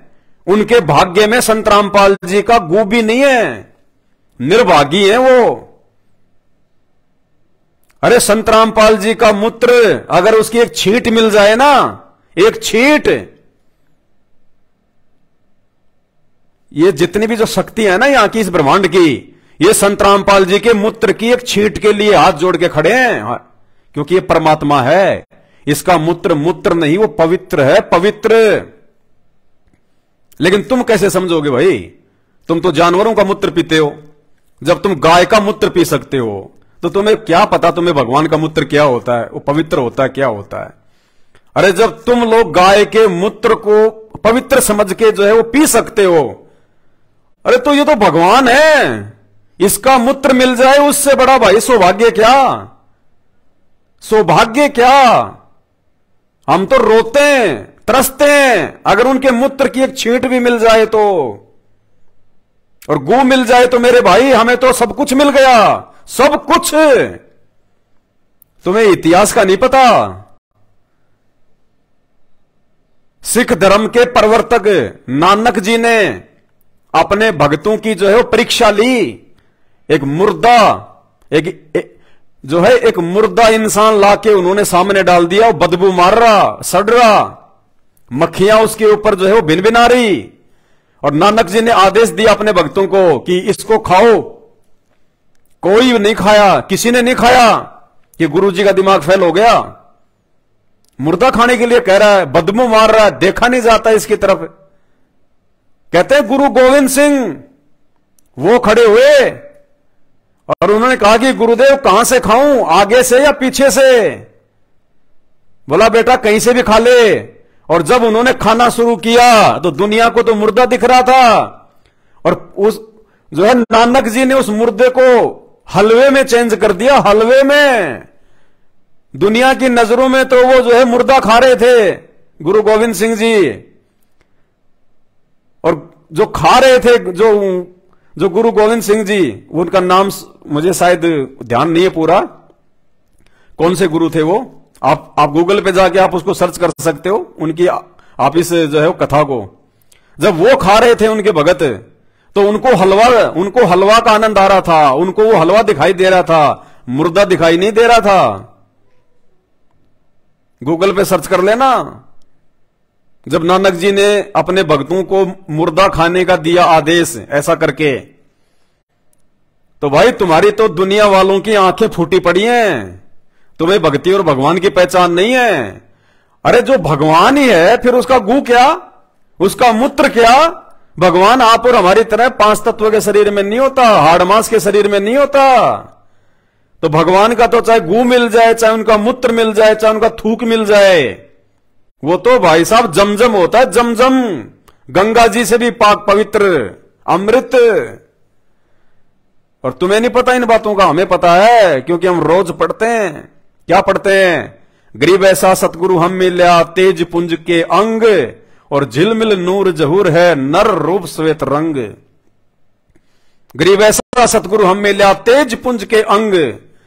हमारे सतगुरु संत रामपाल जी भगवान, जो हमें ये कबीर परमात्मा जो हमें सतगुरु के रूप में मिले हैं आज, इनके तेज पुंज के अंग हैं, नूरी शरीर है इनका, आड़मास का नहीं है आप और हमारी तरह। इनके शरीर में विष्ठा मूत्र पेशाब लार थूक आड़ मांस ये नहीं है, दिखाई दे रहे हैं खाली, है नहीं। ये ज्ञान से समझ में आएगा। गरीब ऐसा सतगुरु हम मिला तेज पुंज की लोय, लोय यानी शरीर, और तेज पुंज यानी नूरी। गरीब ऐसा सतगुरु हम मिला तेज पुंज की लोय, तन मन अर्पू शीस को होनी होय सु होय। कि ऐसे भगवान पे जिनका शरीर तेज पुंज का है, कहते हैं अपना तन मन धन सब कुछ वार दूं उस परमात्मा पे, मोक्ष के लिए, उनकी प्राप्ति के लिए। तो भाई और बहनों, कुछ भी गालियां निकाल लो, कुछ भी कमेंट्स कर लो, हकीकत तो हकीकत रहेगी। और आज तो तुम ऊपर मुंह करके थूक रहे हो, वो देवी देवता ऊपर बैठे हुए भगवान यहां के, वो त्रिलोकीनाथ ऊपर से रोज ये प्रार्थना करता कि भगवान हमारी ये पोस्ट छुड़वा के, ये शरीर छुड़वा के धरती पे मानव जन्म दे दे, ताकि हम आपकी भक्ति कर सकें। इस देही को देवालोचय तू नर क्यों उकलाता। ये मानव शरीर प्राप्त करने के लिए वर्तमान में देवी देवता भी रो रहे हैं, तरस रहे हैं, क्योंकि धरती पे पूर्ण परमात्मा आया हुआ है। मोक्ष केवल धरती से हो सकता है और दूसरी जगह नहीं है। इस पृथ्वी लोक से ही मोक्ष होता है, मुक्ति मिलती है। देवलोक में मोक्ष नहीं होता, पाताल लोक में मोक्ष नहीं होता, और किसी भी लोक में मोक्ष नहीं होता। ये मानव शरीर से केवल मुक्ति होती है, इसी पृथ्वी लोक पे, मृत लोक में। तो वर्तमान में उन देवी देवताओं को भी इस बात का पता है कि वो पूर्ण संत, वो परमात्मा, सबका जनक धरती पे प्रकट है। और इस समय भाई वो सौभाग्यशाली हैं जिनको मानव शरीर प्राप्त है। अगर उनके समझ में आ जाए कि संत रामपाल जी क्या शक्ति हैं, बाद में तो ऊपर हाथ करके रोगे, ऊपर हाथ करके जैसे रात में कुत्ता रोता हूं कि भाई अब क्या करूं, समय निकल गया। तो ये राग द्वेष छोड़ो। कोई औकात नहीं इंसान की, कोई औकात नहीं है। चाहे तुम कितने बड़े डॉन हो, चाहे तुम कितने बड़े माफिया हो, चाहे तुम कितने बड़े पहलवान हो, तुम कितने बड़े मतलब की बिगड़ेल हो, कुछ भी हो तुम, कोई औकात नहीं है। लकवा मार जाए 2 मिनट में मुंह बाका हो जाएगा, मक्खी आएंगी गिर जाएंगी, आएंगी गिर जाएंगी। वो पहलवानी, वो जिम वाला शरीर, वो बंदूक है, वो बड़े बड़े बाल, वो फ्रेंच कट है, घुस जाएगी। कुछ लेना देना नहीं है। ये मिट्टी का पुतला है, इसको कितना ही बॉडी सोडी बना लो, कितने पहलवान बन लो, कितना ही अभिमान कर लो, कितना ही कुछ कर लो, अंत में इसकी 250 ग्राम राख बनेगी। 250 ग्राम राख। उस दिन को जो याद रखेगा वो इंसान है कि अंत में मेरे साथ में क्या बनेगी। ये मान, अभिमान, गुमान, घमंड, गाली गलोच कुछ नहीं, धरा का धरा रह जाएगा। फिर ये कर्म भोगने पड़ेंगे ऊपर। ये शरीर यही जल जाएगा, राख बनेगी, गधे लौटेंगे इसके ऊपर, गधे। आंख खोल लो। ये कुछ कोई फर्क नहीं पड़ता, ना संत रामपाल जी को फर्क पड़ता इन गालियों से। ये गालियां तो हमारे लिए तो मतलब मच्छर काटे तो उसका भी थोड़ा बहुत हमारे को दर्द होता है, लेकिन तुम्हारी गालियों का कोई असर ही नहीं पड़ता। हमें तो हंसी आती है, क्योंकि हम भी तो पहले तुम्हारे जैसे ही थे भाई। हम कौन से देवता बन गए थे नाम लेते ही। जब तक हमें संत रामपाल जी की जानकारी नहीं थी, हम भी तो तुम्हारे में से एक थे। हम भी तो इन्हीं उल्टे सीधे काम धंधों में थे, अपने आप को पता नहीं क्या समझते थे। जो आज तुम अपने आप को समझ रहे हो ना, वो हमने अपने आप को समझ के छोड़ दिया। हम भूल चुके हैं उन दिनों को, याद भी नहीं करना चाहते। टट्टी निकल जाती थी लोगों की जब जाया करते थे, तो हम भूल चुके हैं उन दिनों को। इसलिए तुम्हारे इन कमेंट्सों का हमारे को कोई जो है वो फर्क नहीं पड़ता, क्योंकि जिस मूर्खता में और जिस गफलत में तुम लोग जी रहे हो ना वर्तमान में, वो जीवन हमने जी के छोड़ दिया। कुछ भी हासिल नहीं हुआ, कुछ भी, सारे पापड़ बेल लिए। जो कुक्रम अभी तक आप लोगों ने स्टार्ट भी नहीं किए, वो हमने कर करके छोड़ दिए। कुछ हासिल नहीं होता, कुछ भी। 4 पैसे आ जाएंगे, 4-5 यार दोस्त हो जाएंगे, ज्यादा से ज्यादा क्या करोगे? एक गाड़ी ले आओगे, शाम को बियर पी लोगे, दारू की बोतल पी लोगे, रात को सो जाओगे, सुबह पेशाब के माध्यम से निकाल दोगे उसको, फिर शाम को वही रूटीन, बस कुछ नहीं है, कुछ भी। और अंत में फिर क्या बनेगा? शराब पीवे कड़वा पानी, 70 जन्म कुत्ते के जानी। भक्ति क्या कहती है फिर? जो व्यक्ति इस मानव शरीर से भक्ति नहीं करता, सच्ची भक्ति, और सच्ची भक्ति केवल संत रामपाल जी के पास है वर्तमान में, बाकी सब पाखंडी है, नकली हैं। तो सच्ची भक्ति ना करके, और जो व्यक्ति नशा करता रहता है, शराब पीता है, कहते हैं अगले जन्म में कुत्ता, शराब पीवे कड़वा पानी, 70 जन्म कुत्ते के जानी। ये कबीर सागर शास्त्र में लिखा हुआ है। एक शराब का प्याला पीने से, यानी एक गिलास शराब का, 70 जन्म लगातार कुत्ते के। तो जिंदगी में भाई तुम कितने प्याले पीते होंगे? कितने? तो काउंट कर लेना। ये परमात्मा का विधान है। ये इसमें चूक नहीं होती। 70 जन्म शराब पीवे कड़वा पानी, 70 जन्म कुत्ते के जानी। ये अटल सत्य है, परमात्मा का विधान है ये। पर द्वारा स्त्री का खोले, 70 जन्म अंधा हो डोले। पर द्वारा यानी दूसरी औरतों के साथ में जो संबंध बनाता है, चाहे अपनी इच्छा से बनाओ, चाहे जो मर्जी कैसे भी, पर द्वारा स्त्री का खोले, 70 जन्म अंधा हो डोले। एक औरत के साथ में एक बार गलत संबंध बनाने से 70 जन्म लगातार उसके अंधे के होते हैं, अंधे के। ये विधान है परमात्मा का, बाद में भोगने पड़ेंगे।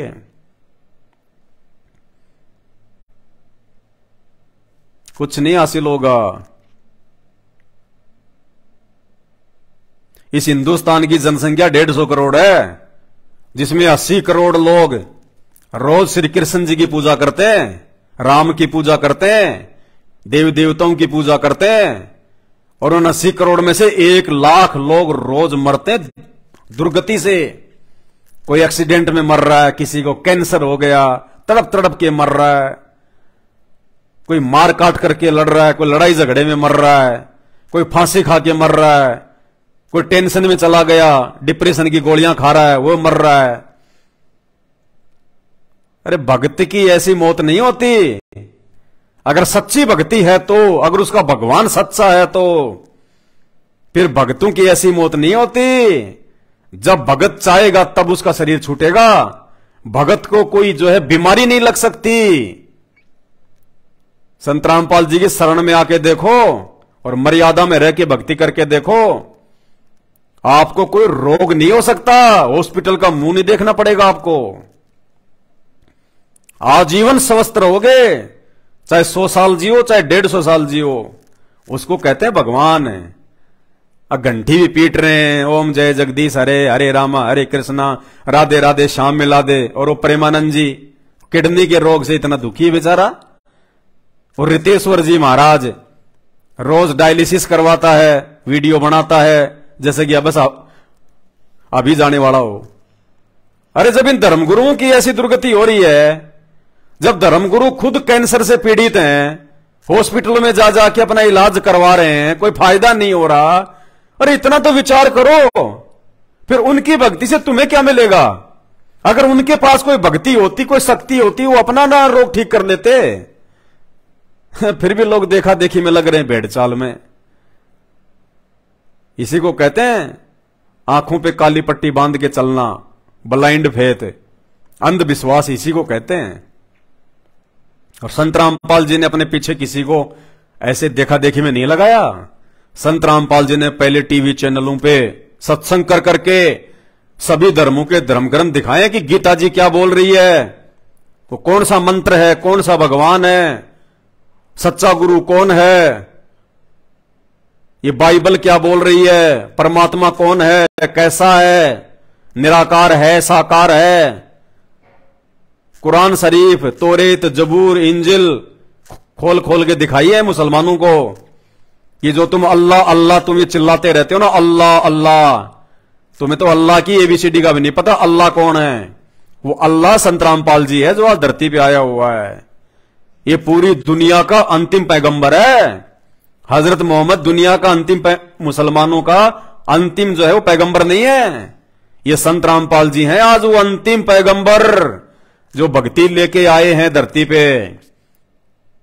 अगर पहचान सको तो सत्संग सुन के पहचान होगी। सूरत फुरकान 25 आयत नंबर 52 से 58 को पढ़ लेना कुरान मजीद में, और इसमें कुरान शरीफ में सूरत फुरकान 25 आयत नंबर 52 से 58। ए मोहम्मद, अगर तुझे उस पूर्ण अल्लाह की जानकारी चाहिए तो किसी बाखबर से जा पूछ। बाखबर हिंदू धर्म में जिसको तत्वदर्शी संत कहते हैं वो संत रामपाल जी है, वो बाखबर। इनके अलावा किसी के पास भगवान की जानकारी नहीं है कंप्लीट, ना भक्ति की जानकारी है, ना मंत्र है किन्हीं के पास। और निश्चिंत हो जाओ, संत रामपाल जी से नाम लेके स्टाम्प पे लिखवा लेना, 1000 रुपए के स्टाम्प पे लिखवा लेना संत रामपाल जी से। एक्सीडेंट में मौत नहीं होगी उनके भगत की, बीमारी से मौत नहीं होगी उनके भगत की, किसी जहरीले जानवर के काटने से मौत नहीं होगी उनके भगत की, लड़ाई झगड़े में मौत नहीं होगी उनके भगत की। और सामने से चाहे ब्रह्मा विष्णु महेश भी उसको मारने का प्रयास क्यों ना करें, उस भगत का बाल भी वाका नहीं कर पाएंगे। अगर वो भगत संत रामपाल जी से नाम लेके उनकी पूर्ण मर्यादा में रहेगा तो। और बाकी तो भाई संत रामपाल जी के भगत भी रोज मर रहे हैं, और जगत वालों से भी बेरहमी से मर रहे हैं, दुर्गति से मर रहे हैं। कौन? वो भगत जो आप लोगों की तरह आंखों पे काली पट्टी बांध के संत रामपाल जी के ज्ञान को आधार ना बना के और संत रामपाल जी के उस काल प्रेरित कलयुगी परिवार के पीछे अंधे होके चल रहे हैं। संत रामपाल जी के बेटा बेटी भाई बंधु और जगह जगह गांव गांव में ये कोऑर्डिनेटर रूपी भिखारियों के पीछे आंख बांध के चल रहे हैं। उनकी तो भाई बीमारियों से भी मौत हो रही है, और जगत वालों से भयंकर मौत हो रही है, एक्सीडेंट में मौत हो रही है, ट्रैक्टर के नीचे जो है दब के मर रहे हैं। खाली नाम ले लेने से भगत नहीं बना जाएगा, पहले ज्ञान समझो, फिर नाम दीक्षा लो, उसके बाद मर्यादा देख लो मर्यादा क्या है।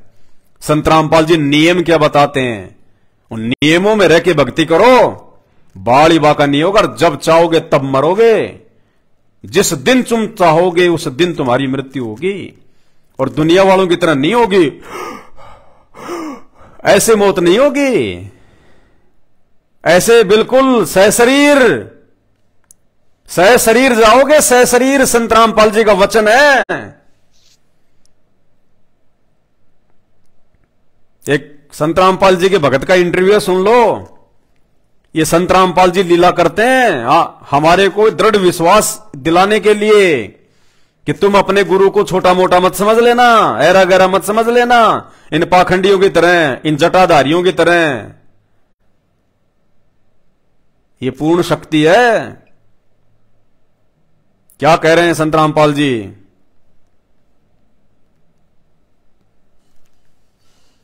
यमराज के दूत उस भगत को ले गए रात को, उसकी आत्मा निकाल के गलती से, और भगत ऊपर जाके उनसे झगड़ने लग गया कि मैं तो भाई परमात्मा का भगत हूं, संत रामपाल जी का, तुम मेरा हिसाब किताब नहीं कर सकते। यम के दूत ने देखा, रे यार इतने कॉन्फिडेंस के साथ में बोल रहा है, कहीं कोई दिक्कत ना हो। नहीं, आदमी की तो जुबान ही नहीं निकलती हमारे सामने, हमारी शक्ल देख के उसका टट्टी पेशाब निकल जाता है। और ये कह रहा कि मैं तो कबीर जी का भगत हूं। तो उनमें से एक गया यमराज के पास, बोला महाराज ऐसी ऐसी बात है। तो यमराज ने कहा, चित्रगुप्त देख जरा क्या हालचाल है, कौन है? तो चित्रगुप्त ने देखा, बोला महाराज महाराज मरवाओगे, छोड़ो इसको, ये तो आप इसको तो गलत पकड़ लाए। उसको नीचे छोड़ा, वहीं से अपने खाट पे आके गिरा, पसीने में पसीना, आंख खुली। आधे घंटे तो उसका शरीर काम नहीं कर रहा था। ये जानबूझ के संत रामपाल जी ने ऐसा करवाया, आधे घंटे तक उसका शरीर ऐसे बेजान, ताकि उसको विश्वास हो कि ये सपना नहीं था, हकीकत है। बाकी और भक्तों को विश्वास दिलवाने के लिए। और फिर संत रामपाल जी आगे क्या कह रहे हैं इस इंटरव्यू में कि बच्चों भक्ति करो, मर्यादा में रहो, सहशरीर जाओगे। ये वचन है संत रामपाल जी का, इस पूर्ण परमात्मा का। सहशरीर, जो पूर्ण मर्यादा में रहेगा और जो पूर्णतया गुरु को भगवान मानेगा, अपने गुरु जी के अलावा किसी और को ना पूजेगा ना मानेगा। जैसे बाकी लोग संत रामपाल जी के परिवार के पीछे चल के 650 साल पहले परमात्मा जिस डाडी मूछ वाले रूप में आए थे उसको भगवान मान के पूजते हैं, जून के महीने में उसका प्रकट दिवस मनाते हैं। उनकी दुर्गतियां हो रही हैं और होंगी आगे। ये जिंदा कबीर है, गरीब जिंदा जोगी जगत गुरु, मालिक मुर्शद पीव, और काल कर्म लागे नहीं, नहीं शंका नहीं सीव। ये ओ जिंदा कबीर, जिंदा जगत गुरु, असली कबीर ये है जो इसको भगवान मान के पूजिएगा और अपने घर पे रह के भक्ति करेगा संत रामपाल जी के आने तक। मूर्ख बन के इन आश्रमों के चक्कर नहीं काटेगा, नामदान केंद्रों के चक्कर नहीं काटेगा कि मोकू का ढूंढे रे बंदे मैं तो तेरे पास में, और घटी में गंगा घटी में जमुना घट ही में है जगदीश। ये संत रामपाल जी जगदीश, जगत प्लस ईश, सारे संसार का भगवान। ये अपने भगत के सदा साथ में रहता है, विश्वासी भगत के साथ। बाकी धक्के खाने वाले तो इन आश्रमों में नामदान केंद्रों पे भटक रहे जानवरों की तरह, और आए दिन अकाल मौत को अपने गले लगा रहे हैं। गुरुपद सेवा बिरला कोई, जहां पे कृपा साहिब की होई। गुरु की भक्ति को कोई बिरला ही समझ पाते हैं, बाकी दुनिया के इतने लोग चक्कर काटते हैं ऐसे नाम लेने के बाद भी, कस्तूरी वाले हिरण की तरह। उस हिरण के पास में ही होता है वो कस्तूरी, उसकी नाभि में, लेकिन वो सूंघता रहता है, दौड़ता रहता है, कभी वहां कभी वहां, खुशबू कहां से आ रही है। अरे संत रामपाल जी जिस दिन नाम ले लेते हो तुम्हारे घर पे आके बैठ जाता है। और इस भगवान को ढूंढने के लिए तुम मूर्खों की तरह कभी आश्रमों में, कभी नामदान केंद्रों पे, कभी तारीखों पे। क्या कह रहे हैं संत रामपाल जी, ध्यान से सुनिए, पहचान लो अपने परमपिता परमात्मा को। जो भगत संत रामपाल जी की पूर्ण मर्यादा में रहेगा और इन्हीं को भगवान मानेगा, और ये दो काम उसी समय हो सकते हैं जब आप साध संगति से जुड़ोगे। संत रामपाल जी की संगत में दो पार्ट है। एक पार्ट उनके मूर्ख परिवार के पीछे चल रहा है अंधा होके, और कहावत है घर का जोगी जोगना बाहर का जोगी सिद्ध, दीपक नीचे हमेशा अंधेरा होता है। संत रामपाल जी का परिवार और उनके रिश्तेदार इस जन्म में संत रामपाल जी को नहीं पहचान पाएंगे और ना उनको भगवान के रूप में मान पाएंगे। और जो पहचान लेगा और जो मान लेगा उसी का मोक्ष होगा, और वही आत्मा सह शरीर जाएगी, सह शरीर। ये वचन है समर्थ का।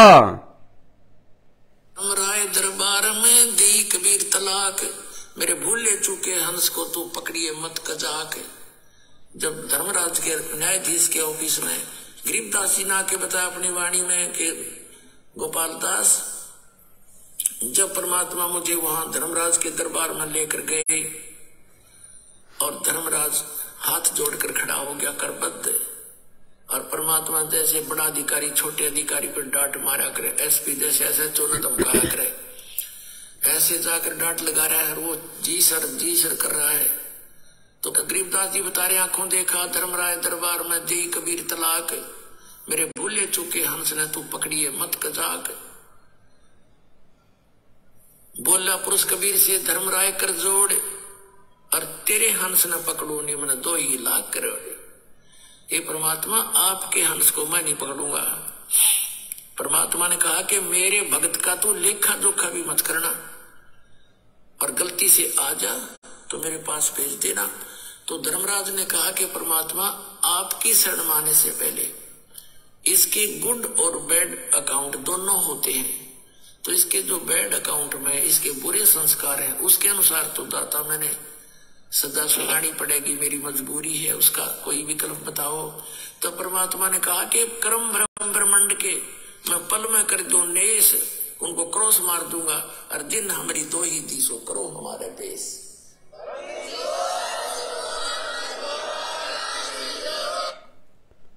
यानी उसने धर्मराज ने यमराज ने कहा कि हे कबीर परमात्मा सतगुरु रामपाल जी भगवान, आपसे नाम उपदेश लेने से पहले उस व्यक्ति ने जितने भी कुकर्म किए, शराब पी है, मांस खाया है, बलात्कार किए हैं, चोरी करी है, रिश्वतखोरी, भ्रष्टाचारी, मर्डर फडर कुछ भी, हे परमात्मा आपसे नाम लेने से पहले उसने जितने भी कुकर्म किए हैं उनका तो मुझे हिसाब किताब करना पड़ेगा। तो कबीर परमात्मा संत रामपाल जी भगवान ने कहा कि खबरदार, मेरे से उपदेश लेने के बाद में यदि उसका तूने कोई अकाउंट किया तो मेरे से नाम लेने से पहले उसने जितने भी कुकर्म किए हैं उन सबको मैं उसी दिन माफ कर देता हूं जिस दिन वो मेरा ज्ञान समझ के मुझे अपने गुरु के रूप में स्वीकार कर लेता है। और मेरे से उपदेश लेने के बाद आगे मैं उसको ऐसा ज्ञान दे देता हूं, वो भूलकर सौपन में भी कभी कुकर्म नहीं करेगा, कभी सोचेगा भी नहीं दूसरों को दुखी करने का, परेशान करने का, चोरी जारी डकैती छल कपट राग द्वेष मार पिटाई, वो सौपन में भी नहीं सोचेगा। क्योंकि संत रामपाल जी का वो अमृत ज्ञान है, आदमी को, उसकी आत्मा को, उसके हृदय को पाक साफ कर देता, पवित्र, सारी गंदगी, सारे वो गंदे विचार बाहर निकाल देता है परमात्मा, निर्मल आत्मा बना देता है देवता उस व्यक्ति को नाम दीक्षा जो है लेने के बाद। तो परमात्मा ने बोला कि मेरे से उपदेश लेने से पहले जितने भी उसने कुकर्म कर रखे हैं किसी भी जन्म में या वर्तमान में, मैं उसको सब माफ कर दूंगा, उसका वो क्रॉस मार दूंगा। क्योंकि ये समर्थ भगवान है, ये कुछ भी कर सकता है, इसके हाथ में साहिब से सब होत है, बंदे से कुछ नहीं, वो राई से पर्वत कर दे फिर पर्वत से राई, वो समर्थ परमात्मा संत रामपाल जी हैं। लाइट चली गई, लेकिन आप जी गुरु जी का वीडियो सुनिए फिर आगे। कि जिसने मेरा नाम ले रखा है और मेरा जिक्र कर दिया, मैं तो कबीर साहब का भगत हूँ, संत रामपाल जी का उनका भगत हूँ, तो खबरदार उसका अकाउंट नहीं लेना, हमारे पेश कर देना। तो पुण्यात्मा एक भगत बता रहा था, रात्रि के समय मैंने सपना आया और 2 आए इसी बूढ़ी बूढ़ी शकल के और पकड़ कर मेरी बांख, चल तेरा टाइम हो लिया, पूरा टाइम हो गया तेरा समय, मुझे ले गए ऊपर। मैंने उसी रास्ते में पूछा, जब थोड़ी सी दूर रह लिया वो जहां वो मुझे ले जाना चाह रहे थे, मैंने पूछा भाई कौन हो तुम, कहाँ ले जा रहे हो मुझे? कि हम हैं यम के दूत, लाइट लगा देना, पहले ले जाओगे तेरे धर्मराज के दरबार में और फिर जैसा आदेश होगा फिर हम तेरे को वहां छोड़ देंगे। ने बोला यम के दूत और हमारा थारा के मेड़ भाई, तुम तो मुझे ले जा नहीं सकते, तो तुम्हें पता है मैं कबीर साहब का भगत हूँ, ऐसे नाम ले रखे मैंने, संत रामपाल जी का भगत, तुम नहीं ले जा सकते मुझे। वो बोला चाल चाल सीधे था ना तो गट देंगे। जो बोला मैं गुट्टम गुट्टान के साथ छुटान जा गया, छोड़ने को करे, दोनों खूब खुचम खुचा हो गया, हम तीनों जने। तो वो तगड़े थे, मेरा भी कई मार के मुझे खड़ा कर लिया। तो वो फिर डर गई इस बात। तब इतना कॉन्फिडेंस से जो कह रहा है कि गड़बड़ हो जा थारे चूक लागी हो, एक न कहने गया तो उसके पास खटारा मैं पहले अंदर जाके वेरीफाई कराया हूं। तो उसने जाके कहता मैंने न सोने दूर थे, वो तो मालिक की लीला थी, अंदर बतलाते। वो भगत कह रहा है कि जब वो यमराज का दूत यमराज के पास में गया और उनसे बातचीत कर रहा था कि महाराज ऐसे ऐसे एक आदमी है, वो कह रहा है मैं तो जो है कबीर साहब का भगवान हूं, मैंने तो नाम ले रखा है। अपने आप को छुपा रहे हैं संत रामपाल जी। अब सीधा कह दें कि मैं परमात्मा हूं तो कोई नहीं माने। इतने सबूत दे दिए फिर भी लोग मानने को तैयार नहीं है। तो भगत कह रहा था कि धर्मराज के साथ वो धर्मराज का दूत यमराज का दूत आपस में बात कर रहे थे और मुझे वो सुनाई दे रहा। फिर क्या कह रहे हैं गुरुजी, ये तो दाता की लीला थी। यानी संत रामपाल जी ने जानबूझ के उस भगत को वो बातें सुनवाई ताकि ये भगत संगत में जाके अपना इंटरव्यू दे, और इंटरव्यू के बाद में मेरे बाकी जो भगत हैं उनको दृढ़ विश्वास हो कि हमारे गुरुजी खुद कबीर परमात्मा है, समर्थ हैं। और संत रामपाल जी के भगत को तो मौत भी हाथ नहीं लगा सकती, मौत भी डरती है। धर्मराज भी हाथ नहीं लगा सकता संत रामपाल जी के भगत को। ये भक्ति विश्वास की है। कहे कबीर सुनो भाई साधो, मैं तो हूं विश्वास में, और खोजी होए तुरंत मिल जाऊं एक पल ही की तलाश में। जिसको विश्वास नहीं अपने गुरु के ऊपर कि मेरे गुरु के अलावा इस ब्रह्मांड में कोई जो है शक्ति नहीं है, सारी शक्तियां मेरे गुरु जी के चरणों में नाक रगड़ के नमन करती हैं। मेरा गुरु एक सेकंड में जो चाहे सो कर दे, दुनिया को इधर से उधर कर दे। और नास्त्र धर्मस ने तो यहां तक कहा अपनी भविष्यवाणी में कि वो हिंदू संत वो प्राकृतिक परिवर्तन भी कर सकता है, प्राकृतिक परिवर्तन। और वो प्राकृतिक परिवर्तन यदि भविष्यवाणी हुई है तो संत रामपाल जी दुनिया को प्राकृतिक परिवर्तन करके दिखाएंगे। तब मूर्खों की आंखें खुलेंगी कि संत रामपाल जी कौन परम शक्ति है। ये वो परमात्मा है, ये चाहे तो सूरज को अपने इशारे से रोक दे, और जब इनका इशारा होगा, इनका आदेश होगा तो सूरज आगे बढ़ेगा, वरना 20 साल तक सीधा खड़ा रहेगा, रात्रि भी नहीं होगी। ये वो परमात्मा है। वो भगत कह रहा कि मुझे वो बातें सुनाई दे रही उसकी, यमराज के दूत की, यमराज की। तो गुरुजी कह रहे हैं तो लीला थी, ये तो दाता की। दाता कौन है? ये संत रामपाल जी जानबूझ के भगत को सुनवा रहे थे। सुनिए। दोनों खूब खुचम खुचा हो गया, हम तीनों जने। तो वो तगड़े थे, मेरा भी कई मार के मुझे खड़ा कर दिया। तो वो फिर डर गई इस बात। तब इतना कॉन्फिडेंस से जो कह रहा है कि गड़बड़ हो जा थारे चूक लागी हो, एक न कहने गया तो उसके पास खटारा मैं पहले अंदर जाके वेरीफाई कराया हूं। तो उसने जाके कहता मैंने न सोने दूर थे, वो तो मालिक की लीला थी, अंदर बतलाते। उसने कहा जी ऐसे ऐसे एक व्यक्ति लाए हैं जो आपका आदेश था। वो तीनों कहे मैं कबीर साहब का भगत हूं तो मुझे ले जा नहीं सकते। ये बात कर दे उसने फट दे वो फाइल खोली उसकी, जो बोला निकम्मे यू नहीं है, वो दूसरा ऐसे नाम का। और पटको इस नंबर आओगे मन भी। सतगुरु रामपाल जी भगवान की जय हो। तो वो नो कहता सुना तो मन भी मरवाओगे न, छोड़ का तुरंत बाइज्जत। तो जब वापस आए न बोला छोड़ दे बीमारी ने, बोला ऊपर तो पटक दिया मेरे बेटा न ऊपर से, और इज्जत तक छोड़े थे। बोला ऊपर तो पटक दिया, नो आओ मैं सबकी लेनता। और नीचे आया जब एकदम नो आंख खुली मेरी, उठा तो मेरे हाथ पैर काम नहीं करे, सारा शरीर पसीना पसीना।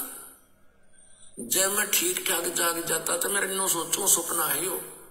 मेरा 15-10 मिनट के बाद तो मेरे शरीर हरकत में आया था ऐसी। संत रामपाल जी ने जानबूझ के 10 मिनट तक उसको ऐसे रखा, बिल्कुल हाथ पैर में जान नहीं। अगर ऐसा ना होता तो वो सोचता कि ये तो खाली कोई सपना आया है मुझे। आगे से सुनना कि क्या कहेंगे परमात्मा। अगर पूर्ण मर्यादा में रह के भक्ति करोगे तो गुरुदेव कह रहे हैं सह शरीर जाओगे, सह शरीर। दुनिया की तरह चिता में जल के नहीं जाएंगे, राख बन के नहीं जाएंगे। धरती पे भगवान है, भगवान। ये भक्ति युग है वर्तमान में, पिछली पीढ़ी कलयुग की। और जो संत रामपाल जी, जो परम शक्ति अपने भक्तों को सह शरीर सतलोक भेजने की बात करते हैं, तो मेरे भाई वो साधारण इंसान नहीं है, वो खुद जो है आग के हवाले होके नहीं जाएगा, वो खुद चित्ता में जल के नहीं जाएगा, राख बन के नहीं जाएगा। जो अपने भक्तों को सहशरीर भेज सकता है तो वो क्या परम शक्ति होगी। ये संत रामपाल जी सहशरीर जाएंगे। जैसे 650 साल पहले यही संत रामपाल जी जब ये कबीर नाम से आए थे और ये मगहर से सहशरीर गए थे, इनकी बॉडी फूलों में तब्दील हो गई थी। सहशरीर जाएंगे तब उन मूर्खों की, उन मंद बुद्धियों की, जो इन पाखंडी नकली धर्मगुरुओं के पीछे आंख बंद करके लग रहे हैं, तब उनकी आंखें खुलेंगी कि भाई हम तो मौका चूक गए, भगवान हाथ से निकल गया। फिर रोते रहना कुत्ते की तरह ऊपर मुंह करके रात्रि में, फिर क्या लेना देना, कुछ नहीं है। समझना है तो वर्तमान में समझो भगवान को। तो पुण्यात्माओं, आपका ऐसे समर्थ से मेल हो गया है, अब सच्चे दिल से भक्ति करना, पूरे परिवार की रक्षा करेगा। सुनना, सतलोक जाओगे, शरीर जाओगे, वहां जाकर सुंदर शरीर पाओगे। बोलो सतगुरुदेव की जय हो, सतगुरु रामपाल जी भगवान की जय हो। तो गुरुदेव कह रहे हैं पुण्यात्माओं, भक्ति करना डट के, मर्यादा में रह के। पूरा का पूरा परिवार सतलोक जाए। सहशरीर है कोई संत हिंदुस्तान में या पूरे विश्व में जो ये गारंटी दे दे अपने भक्तों को कि सहशरीर जाओगे? है कोई? कुछ नहीं, कोई लेना देना नहीं है। समझ जाओ, ये परमात्मा धरती पे है। हमें कोई शौक नहीं है 2-2 घंटे के घंटे थूक बिलोने का। कम से कम इतना तो विचार करो कि ये बंदा क्यों भोंक रहा है यार, इतना आए दिन लाइव आके इतने कॉन्फिडेंस के साथ में बोल रहा है। दुनिया भर के संत हिंदुस्तान में लाखों, किसी के भी भगत बोलते हैं सच्चाई है, उनके अंदर वो पावर ही नहीं है, उनके अंदर वो विश्वास ही नहीं है, वो दृढ़ता ही नहीं है, क्योंकि उनकी मर्यादा नहीं है, उनके गुरु नकली हैं, इसलिए मर्यादा हो ही नहीं सकती। और बिना मर्यादा और बिना दृढ़ विश्वास के अंदर से वो शब्द निकलेंगे नहीं आपके मुख से। उन्होंने गुरु भी बना रखे हैं, दुनिया भर के गुटखा भी खाते हैं, बीड़ी भी पीते हैं, डीपी पे हनुमान जी की फोटो लगा रखी है, और सिगरेट पीते हैं, शराब पीते हैं शाम को। सबको पता है तुम्हारे को। घर में राम की पूजा हो रही है, श्री कृष्ण जी की पूजा हो रही है, बकरे की टांग भी खा रहे हैं, मुर्गी की टांग भी खा रहे हैं, बैग पाइपर भी पी रहे हैं, जिन भी पी रहे हैं, पता नहीं क्या क्या ब्रांड आती हैं, सिगरेट पीते हैं, फिल्में देखते हैं, गंदे और बद्दे गाने सुनते हैं, और कहते हैं हम श्री राम के भगत हैं, श्री कृष्ण के भगत हैं, हमने उसको अपना गुरु बना रखा, हमारे गुरु जी वो। काम सारे उल्टे। कहां जाओगे? 2 ही रास्ते हैं, एक सतलोक का, दूसरा नरक लोक का। तो सतलोक जाने का रास्ता केवल संत रामपाल जी का है पूरे विश्व में। और आने वाले कुछ ही समय में 2027 के बाद दुनिया के सारे धर्म समाप्त, केवल एक धर्म रहेगा, मानव धर्म, जो संत रामपाल जी ने आके चलाया है। यही मानव धर्म है, सनातनी धर्म। इसको कहते हैं मानव धर्म जाति है, और मानव धर्म हमारा हिंदू मुस्लिम सिख ईसाई धर्म नहीं कोई न्यारा। उस परमेश्वर का एक ही धर्म है, मानव धर्म, कि इंसान बन के रहो, बंदे बन के रहो, अच्छे कर्म करो, सत्य भक्ति करो, सबसे पहले गुरु धारण करो। बिना गुरु की भक्ति शुरू भी नहीं होती। इतनी शिक्षा तो राम और श्री कृष्ण से ले लो। वो खुद 3 लोक के भगवान होने के बावजूद उन्होंने तो भाई और बहनों, ये छोटा सा संदेशा था। परमात्मा दया करेंगे, बीच बीच में लाइव आते रहेंगे। मानना ना मानना यह आपके अपने संस्कारों के ऊपर निर्भर है, जबरदस्ती किसी के साथ में नहीं है। सत्य बोलना हमें सतगुरु रामपाल जी भगवान ने सिखाया है, शास्त्रों से दिखाया है। और एक भगत वही है जो सत्य बोले, बिना हिचके, बिना डरे, सच को सच कहे, गलत को गलत कहे। साचा शब्द कबीर का प्रकट किया जगमाही, जैसे को तैसा कहे सो तो निंदा नाही। बाकी आपकी अपनी मर्जी, आपके अपने संस्कार। पूछते रहो जिनको पूजना है उनको। आने वाले समय में उसके परिणाम भी तुम्हारे सामने होंगे। आम का पेड़ बोओगे तो आम खाओगे, और कीकर का पेड़ बोओगे तो सूल चुभेगी, सूल, कांटे। समझदार वो है जो समय रहते पहचान कर ले कि मैंने जो ये भक्ति का जो पेड़ लगाया है गुरु बना के, या वैसे भक्ति कर रहा हूं मनमुखी, ये आम का पेड़ है या फिर ये कीकर का पेड़ है। फल भी वैसे ही प्राप्त होंगे। फिर वो पेड़ बनने के बाद में फिर आम नहीं लगने उसके। तुम सोचोगे अब मैं 2 साल में इस कीकर के पेड़ के आम लगा लूंगा, फिर तो कांटे चुभेंगे ताउम्र। कुछ नहीं जाता। सिर्फ कुछ दिन संत रामपाल जी के सत्संग सुनो।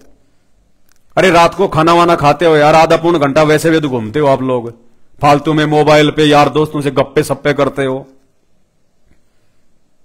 आधा घंटा कानों में लीड लगा के यूट्यूब पे सर्च करो संत रामपाल जी के सत्संग, और सत्संग में सबसे पहले सुनो सृष्टि रचना।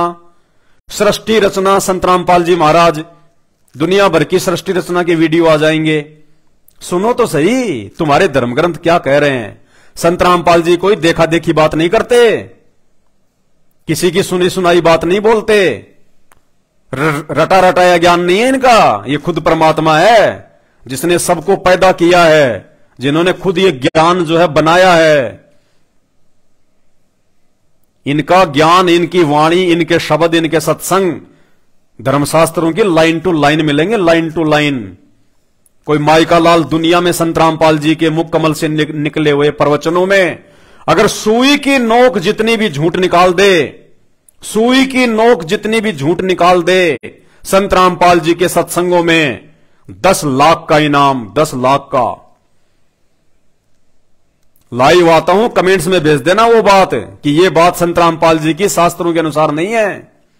10 लाख का इनाम, सुई की नोक जितनी कमी। अगर कोई देश का शंकराचार्य, मंडलेश्वर, संत, महंत, महात्मा, पीर, पैगंबर, कुतुब, ओलिया, सुर, नर, मुनि, जन, ज्ञानी, अगर कोई भी निकाल दे इनमें से सुई की नोक जितनी भी कमी संत रामपाल जी के मुख से निकले प्रवचनों में 10 लाख का इनाम लो। अन्यथा उनके सत्संग सुनना शुरू करो रोज आधे घंटे। मात्र सत्संग सुनने से तुम्हारे घर में वो सुख होंगे जो सुख तुम उन नकली गुरुओं की शरण प्राप्त करके लाख जन्म भी प्राप्त नहीं कर पाओगे। भाई हाथ कंगन को आरसी क्या, पढ़े लिखे को फारसी क्या। हमने तो जो सीखा है वो ही बताएंगे, वो ही बोलेंगे, और हमारी तो यही ड्यूटी है अपने गुरुदेव भगवान की महिमा करना, उनके गुणगान करना। और हम कोई अनपढ़ नहीं है कि कोई भी मूर्ख बना दिया और हमने ऐसे उठा के अपना गुरु बना लिया। सोच समझ के गुरु बनाया संत रामपाल जी को, सोच समझ के। शिक्षित हैं, पढ़े लिखे हैं, सभ्य समाज से हैं, सभ्य घर से हैं। देखा देखी में गुरु नहीं बनाया आंख बंद करके। पहले सत्संग सुने उनके 6 महीने ढंग से, लाइन टू लाइन सारे शास्त्र लाके देखे कि ये जो बोल रहे हैं सही भी है या फिर ये गलत है। बिल्कुल अध्याय टू अध्याय, श्लोक टू श्लोक मिले। अंत में नीची गर्दन करनी पड़ी कि धरती पे परमात्मा है तो ये है, बाकी तो सब पाखंड की दुकान है, पाखंड की। मरने के बाद में सीधे लक 84, यमराज के मुकदर, यमदूतों के भाले, नरक का द्वार। अगर मुक्ति का द्वार है तो केवल संत रामपाल जी की भक्ति है, बाकी आपकी अपनी मर्जी है भाई। बस इसी के साथ आज का लाइव समाप्त करता हूं। बीच बीच में आप सभी भाई बहनों को जगाने के लिए आता रहूंगा। जाते जाते परमात्मा की महिमा तो सुन लो एक बार। हरि सेवा युग 4 है, गुरु सेवा पल 1, तासु पटंतर ना तुलय संतन किया विवेक। बंदी छोड़ सतगुरु रामपाल जी भगवान की जय हो। परमपिता परमात्मा सारी सृष्टि के रचनहार, कुल मालिक, असंख्य ब्रह्मांडों के स्वामी, जगत गुरु, तीनों लोकों में प्रवेश करके सबका पालन पोषण करने वाले राजा धीराज, आत्माधार, नाथों के नाथ, देवों के देव, महादेव, सर्वेश्वर, महेश्वर, मृत्युंजय, अजरो अमर, आदि अनादि सनातनी प्रभु, जगत पिता जगदीश्वर, श्री श्री 1008 की उपाधि के वास्तविक अधिकारी, अकाल मूर्ति, सौद स्वरूपी राम, वासुदेव, सर्वगतम ब्रह्म, सत्य कबीर, हक्का कबीर, अल्लाह अकबर, अल्लाह ताला, जगत के तारणहार, जगत के मुक्तिदाता, जगत के जगन्नाथ, दया निधि, दया के सागर, करुणा सागर, सर्व आत्माओं के जनक, हिंदुओं का प्रभु, मुसलमानों का अल्लाह, सिखों का वाहेगुरु, ईसाइयों का मसीह, आत्मा का आधार, राजाओं का राजा, सहनशाहों का सहनशाह, परम दयालु, परम समर्थ, परम शक्ति, संत शिरोमणि सतगुरु रामपाल जी भगवान की जय हो।